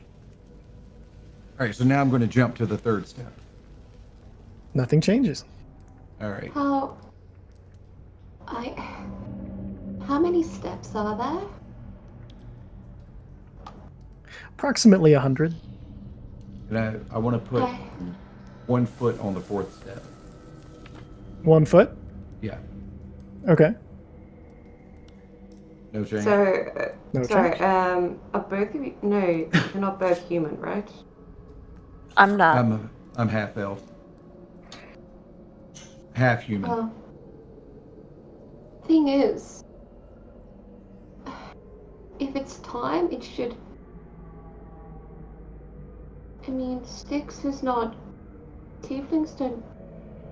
They don't live very long. Are you saying it was his time? I mean, for you and me, I'm following you. So you're saying I'll go ahead and put my other foot up on the 4th step. And as you put it up, you feel yourself age. But what... My point is, even if it ages the same, if it's 6 months every step, we should live. Shouldn't we? I mean, I don't know how old you are. 32. 22. 32. Oh, you? Mm-hmm. I'm a little younger than you. But I know many of us who've lived to be well over 100. Yes, but do you want to give up 50 years of your life to this maze? For a tiefling, you just... No, I'm kidding, Stitch. So I want to jump as many steps as I can. Okay. You need something from me? Like a roll? Athletics check.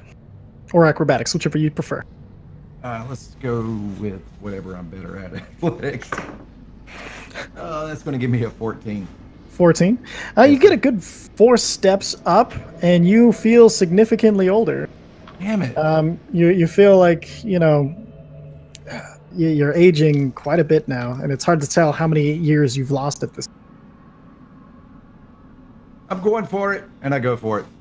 You just running up? Yeah. All right, so you guys watch. I just fall over. Like, I can't go anymore, Shady.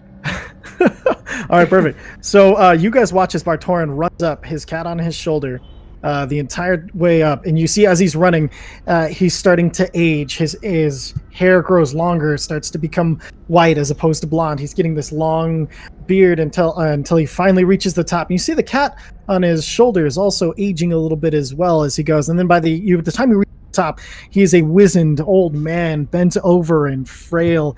Long beard that nearly touches the ground, and his cat next to him still like huddled in, super old cratchy cat who's kind of getting a little bit of patchy fur. This makes everybody really sad, unintentionally.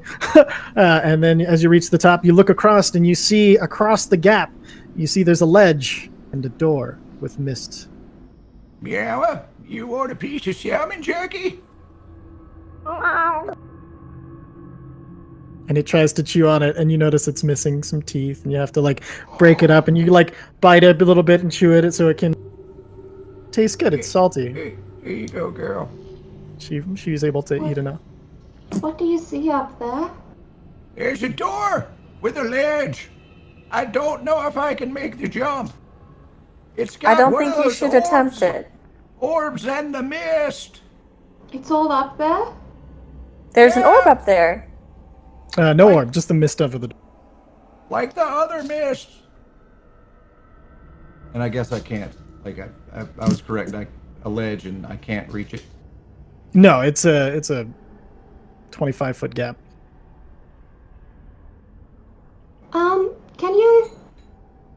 Is there anything to attach a rope to from there? It is clean stone all around you. There's nothing to attach anything to. So there's 2 separate ledges though. Mm-hmm. Ledge over here, and then this ledge is on the other side, parallel with the top. And where's the mist? Can you ping the mist? Oh, the mist. It's this doorway. Okay. It's right here. I have an idea. If we can somehow get a rope like lassoed around the other ledge, I might be able to climb up there instead of taking the stairs. But you But I'm saw not sure. with Stitches when he flew up, he's still aged. I can Yeah. try. But I mean, if I can't jump, maybe I can climb. I don't know. Can I try to lasso the ledge? Sure. Go ahead and make a dexterity check, but your dexterity is now It's now what? 3 because you're an ancient wizened man. Damn. Can you give yourself guidance? I don't think I've got an inspiration and a D4. Perfect. You can add them if you like.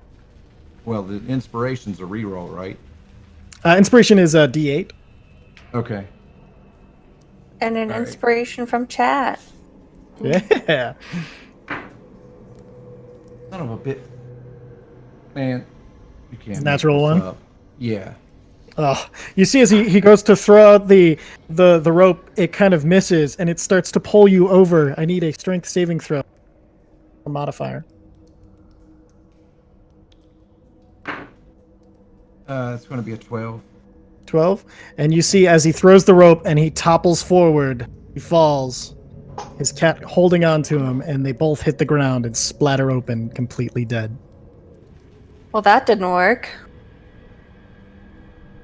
Well, do you have any idea? Chat just put in a gasp. I want to look on the bottom again and see if there's any like stones that move if you press on them. Sure. Go ahead and make an investigation check. Looked through it twice. I couldn't find anything. 17? 17. Oh, I'm sorry. No. 14. 14. I thought I was Nope. playing as my wizard for a second. No, still don't really find anything. Everything's the same. I think we have run options. You think we What else what? to do? I think we're running out of options. I mean, there's the long way. We eventually starve here at the bottom of the stairs.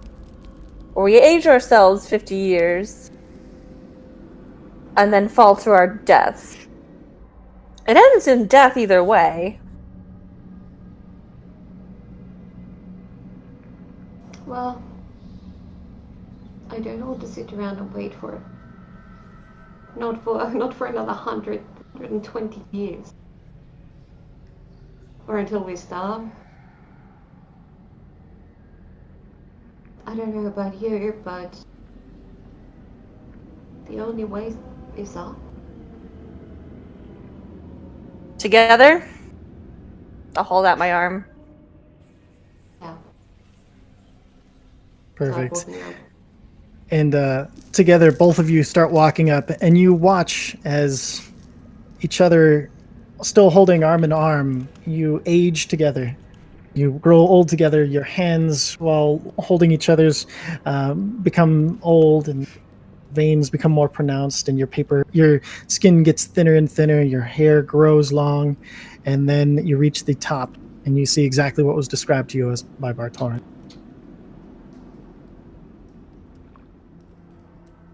Well, do we want to try to jump? Or do we want to wait here? Oh, anyhow. I say we go ahead and try to jump. So I need you guys to make acrobatics checks with a -4 modifier. -4?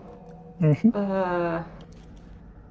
So just how does that work with the previous? Do we just roll it and then take Just roll the 4 d20 down? and subtract 4. 7. 7? Does proficiency still apply? Yeah, you can add your proficiency modifier. So -4 for Perfect. So mods. So as you get, yep. So as both of you No. take a, you guys put your backs against the wall, and you old lady kind of half run shuffle, and you jump, and you two Can fall, we? I was gonna ask if we could add the inspiration and all of that. and you two splat against the ground, dead. And as you're falling into the second that you are walking through the same door, walking into the same room with the same staircase, Stitches and Bartoran are just ahead of you, walking through at the exact same time you are. Mark a long rest. And now there are 2 sets of bodies on the floor. Oh no. What? I called it. I said this would happen. Come on, you guys didn't think I'd kill you that easily, did you? I'm feeling a strong sense of deja vu here. Anyone Oh, you have else? all the memories from it, from what just happened. It's just now instead of 1 set of bodies, there's 2 set of bodies. Is it bad that I want to try again? Meow, great to see you again. There's some salmon jerky. Viciously, just eats it up with full teeth and everything. I see you got your teeth back. Ow. It's not like it's been 90 years or something. I mean, not to be morbid, but if it goes like this all the time, we could just fall onto our bodies and create a stack of bodies to climb, and then we wouldn't have to jump the gap when we're old. You know what? That's the sickest thing I've ever heard in my life.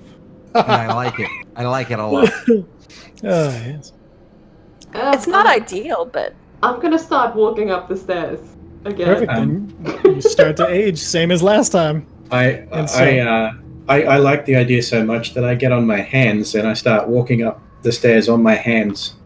Perfect. You make it about halfway up impressively before you have to just okay.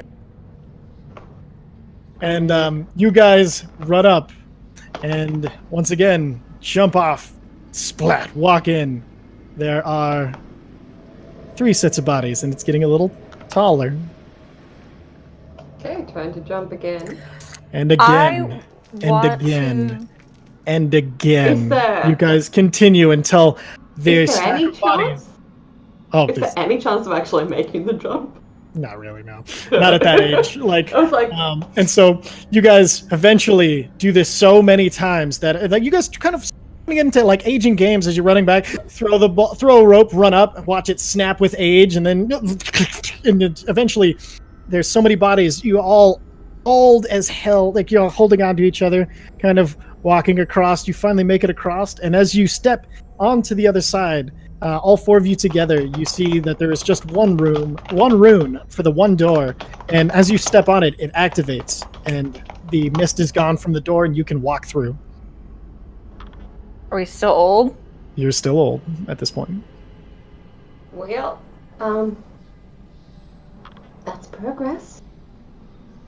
Yeah. So- If that's what you would have called it. Do you guys walk through? Sure. Yeah, I mean, we've worked on this for centuries by now. So as you walk through, you're embraced by this silence, and then there's a bright light in front of you, and you hear music. And as you keep walking through, on the other side, you see there's this band of gnomes that look really scared, and that they're playing music, this bright, happy music, as they're all like on this makeshift stage. And you see there's this Githyanki and two others next to him. He's like, "Oh, you made it through! That's fantastic! Looks like we've got some new recruits that are actually worthy of being on this ship. So what do you say? Will you serve me and be on me crew?" What? Speak up! You are What all, sort of you are mission? all, mark a long rest. You're back to the age you were when you entered. Who are you? Oh, I'm the captain of this ship. Ah, you remember you were lassoing me lots of loot. I got a cat. You do have a cat. You can keep the cat. I'm not interested. Good. Because I was going to fight you for it. Well, if you're gonna fight me over anything, I can see a cat being it. So what do you say? Part of the crew, part of the bounty. Would you like to join us? You see Stitches just dancing, kicking his heels toe to toe, and he says, "Where do I sign up?" What do you do? Come on over. And as you come on, there's like he just kind of puts out his hand, and then this paper floats over, and he slams it down on this desk that they pull over, and he's like, "Just sign on the line, and you're part of the crew." I would like to read the fine print. Right. I'm with her. Perfect. I So you love guys you don't go want to read the rest of the print, but the fine and print. go and make an. And as you're reading through it, it's pretty straightforward. It's just says, you'll serve the captain and fight with him. In the case of mutiny, you'll side with the captain and fight against any mutinies. You will take the percentage of the bounty will be determined by the crew members, and a fair percentage given to each one, except for the captain takes a flat 10% off of the top of everything. It's a fairly standard contract as far as like ocean work and stuff would be concerned. And then. You see the gnome still in the corner, just playing music as you're looking this over. What would you like to do? I want to go talk to the gnomes. Perfect. And you go over and like as you're walking over, like one kind of shakes his head a little bit, but he keeps playing his viol. Are you here against your will? Did you sign a contract similar to the one he wants us to sign?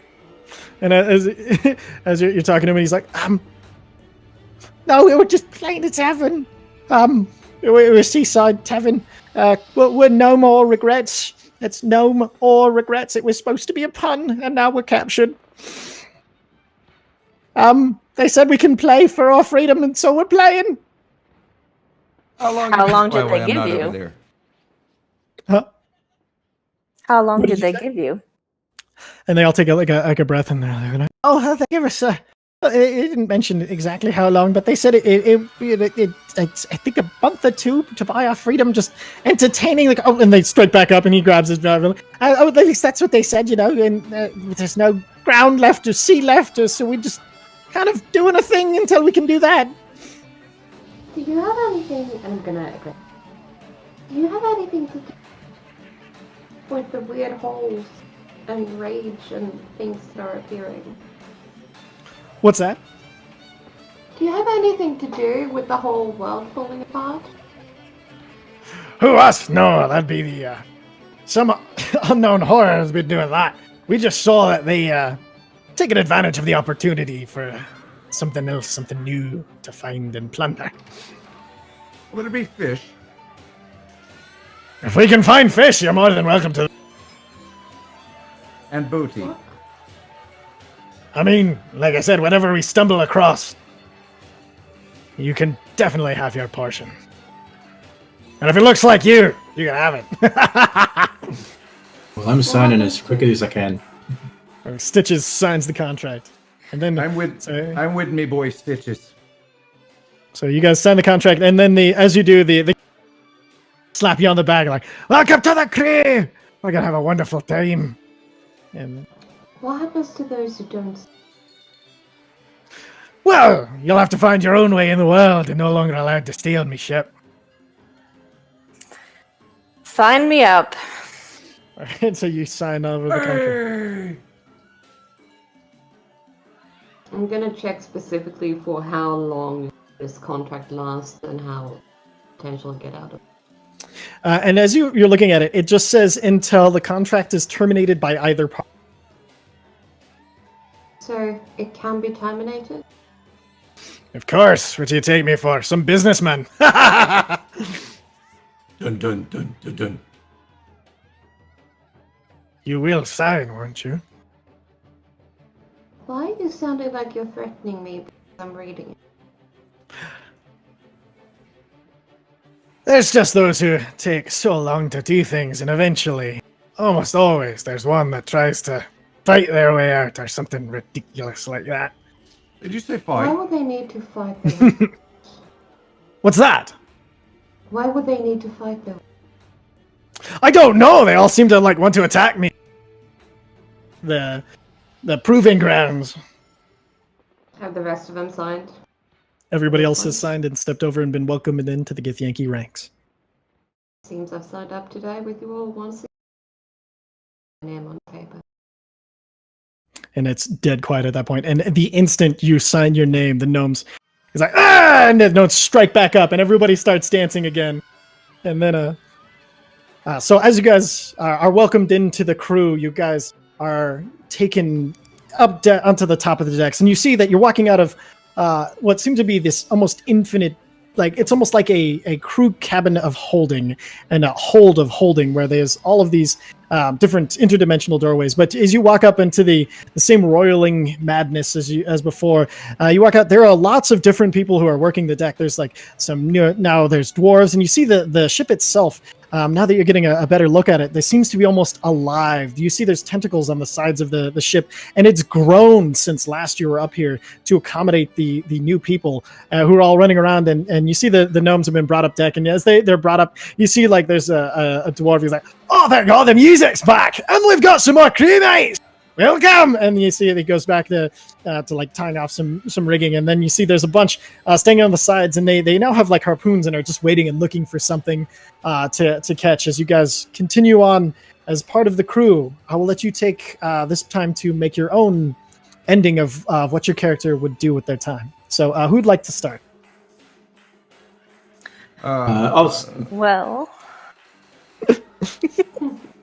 All right. having an affinity for the stars and also having proficiency in cartography tools, I would take up a role in assisting with the navigation and charting our course. Perfect. And then so you're as you tell them your stars in the background, and we saw something that you excited about. And then so he sets you up with, let me set you up with our navigator. And you pull back, and then you see the navigator is this, it's an illithid, actually. But the illithid eyes are completely blinded out. And but as you welcome, you just hear in your mind, "Ah, someone else who will take an interest in the stars and where they lead us. I suspect you have almost as much to teach me as I have to teach you." And he goes through and he goes over and he takes you through these star charts, and there's new stars and new constellations for you to learn. And you see that the sky itself, some of the old constellations are there as well, as these realms have been smashed together. And you almost feel as you go to sleep one night, like this, you have a dream, and your ancestor is there and telling you that with these realms, it's much easier for them to communicate with you, and that to keep an eye out for the next thing, and that hopefully there'll be one way to either fix this or to make it a better life for everybody, as now things can be easily changed and not so solid. All right, who would like to go next? Well, I have finished my poem for our journey, and it's from my perspective, so pull out my lyre, and I sit down and I read out this poem. Sucked through a portal as everything was vorpal, dragged to a place not unlike outer space, fighting some fish, a party of gish, then met a fine sphinx, full of riddles, methinks. Next room was confusing, the DM abusing. Flew up a staircase to try and see something, but down I fell, right into a coffin. I tried to get bolder, it just made me older. Time to call Fox and Mulder. But we got past, shoulder to shoulder. Oh, that's beautiful, man. And then, so Boy, you captured it so well. And so after you kind of read this, and they like the gnome band, gnome or regrets, you kind of start playing with them, and you kind of become the de facto band leader and in charge of entertainment. And with them, you're able to weave all of these stories of what is and what could be, and you become like the kind of like the lore master for the ship. And you also take on the task of writing down the annals, and so like you write down all the adventures that everybody goes on while sailing the Illithid Sea. Who'd like to go next? All right, I'll go. Meowza, with a propensity and predilection for hunting on the ship, she became the chief exterminator, and I, the royal janitor. Perfect. So you guys keep this thing clean as hell, and it's crazy because the one thing that really hard to break the will of is pests, and so every once in a while they'll just start to materialize as you sailing to on and finding out, oh, $10 from 2 socks. We are so close to that $500 the $300 or $500. Yeah, the $500. Remember, if we can do that, there's going to be a D&D Essentials kit giveaway. And you guys, you man and mouse are going through the ship. You have a wonderful time, and you find out that Chessium are actually really old age, and it seems to be aging at the same rate you are. So you have a companion and friend for life as you guys maintain the ship. Oh. All right. Oh, Meowza. Meowza. All right. Salika, the only... Oh. She, didn't quite foresee this being the way her life would. So, until the great horror is resolved, however, stay with the ship. And, make the best of it. Enjoy the new places that you see. And wait to hopefully one day back. Perfect. So you stay on the ship, and then you're very useful, and every once in a while there'll be other pirate ships that come out of nowhere and try to attack, and you stand on the front lines with all of your friends, and you guys manage to fight off pretty much anything that comes in, becoming a bigger and larger crew than most out there. And we got $24 left. So if anybody's holding back, you've got 4 minutes. Or if we do 4 $6 ones, one for every minute, we can hit that 500 mark and get somebody that Essentials kit. And don't forget the Tilify is in chat for you to donate. You know what? I'm going to go ahead and do a little bit myself to get us closer. Let's do that. And then so as you kind of you're helping everybody throughout the ship, and then one day there's a mention that you guys you found that Cortana has been collecting up the stones that seem to cause all of this, and the both of you think that eventually you might be able to replant them if you can find the pieces of land floating through the space to re-solidify the material plane. That's where we'll go ahead and wrap it up. Thank you all very much for playing. I know it was kind of crazy for combat and puzzles and everything, and so I hope you guys had a wonderful time. I know I definitely did. I had some fun pretending to be an evil team at moments. And sorry you were gone for so long, Sticks. I wasn't anticipating anybody being that impulsive. That's right. That was really fun. What was the solution, or was that? That was the solution. Yeah, Like, that was was the just only option. to go over and then walk over the bodies, because it's one of those things like, and nobody wants to go through it. So I'll go ahead and donate there. I did $14. So that should get us closer. We're 10 away. Nope, we made So- it. Oh, we made it. That's it. All right. Yeah. Woo! Wait, you did 14 also? Yeah, I did too. Yeah. So we. Perfect. So stay tuned in chat so we can announce who won that D&D Essentials kit. Oh my God! Thank you guys, everybody, for your donations. and So everything. synchronized. I know that I actually was diagnosed with the vid, so it's been FeatherFall has been amazing for me to be able to do things and get out of the house and be able to catch my breath a little bit. So everybody who donates, you're helping people everywhere who are going to have to be on the front lines of this, because I can tell you walking to the kitchen is exhausting. So, we want anybody who catches the Rona, the vid, whatever you want to call it. We want to make sure that the people are there to help them. So thank you all so very much for the time and the money, and hang out. You might have won a D&D Essentials kit. We'll find out a little bit. Don't forget, there's also a link for merchandise if you want to get our awesome Nat 20 over COVID-19 that's in a t-shirt form, or you can get yourself a FeatherFall as well.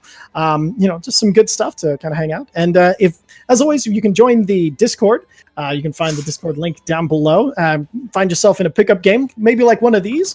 They do it all the time. It's an amazing place to just come and hang out. I think everybody here can testify how good of a time that you can have. And, you won't always have to die 128 times in a single session. It's probably not going to happen to you. So Never Free, you have won the Essentials kit. Congratulations. FeatherFall will be reaching out to go over the details of how to get it to you. For now, though, I think we're going to go into a short break before we're coming back. I believe the next thing is it Drive? Let me look it up here. Impulse Drive, that's right. Yep, Impulse Drive. You can take it from here, Mr. Zed.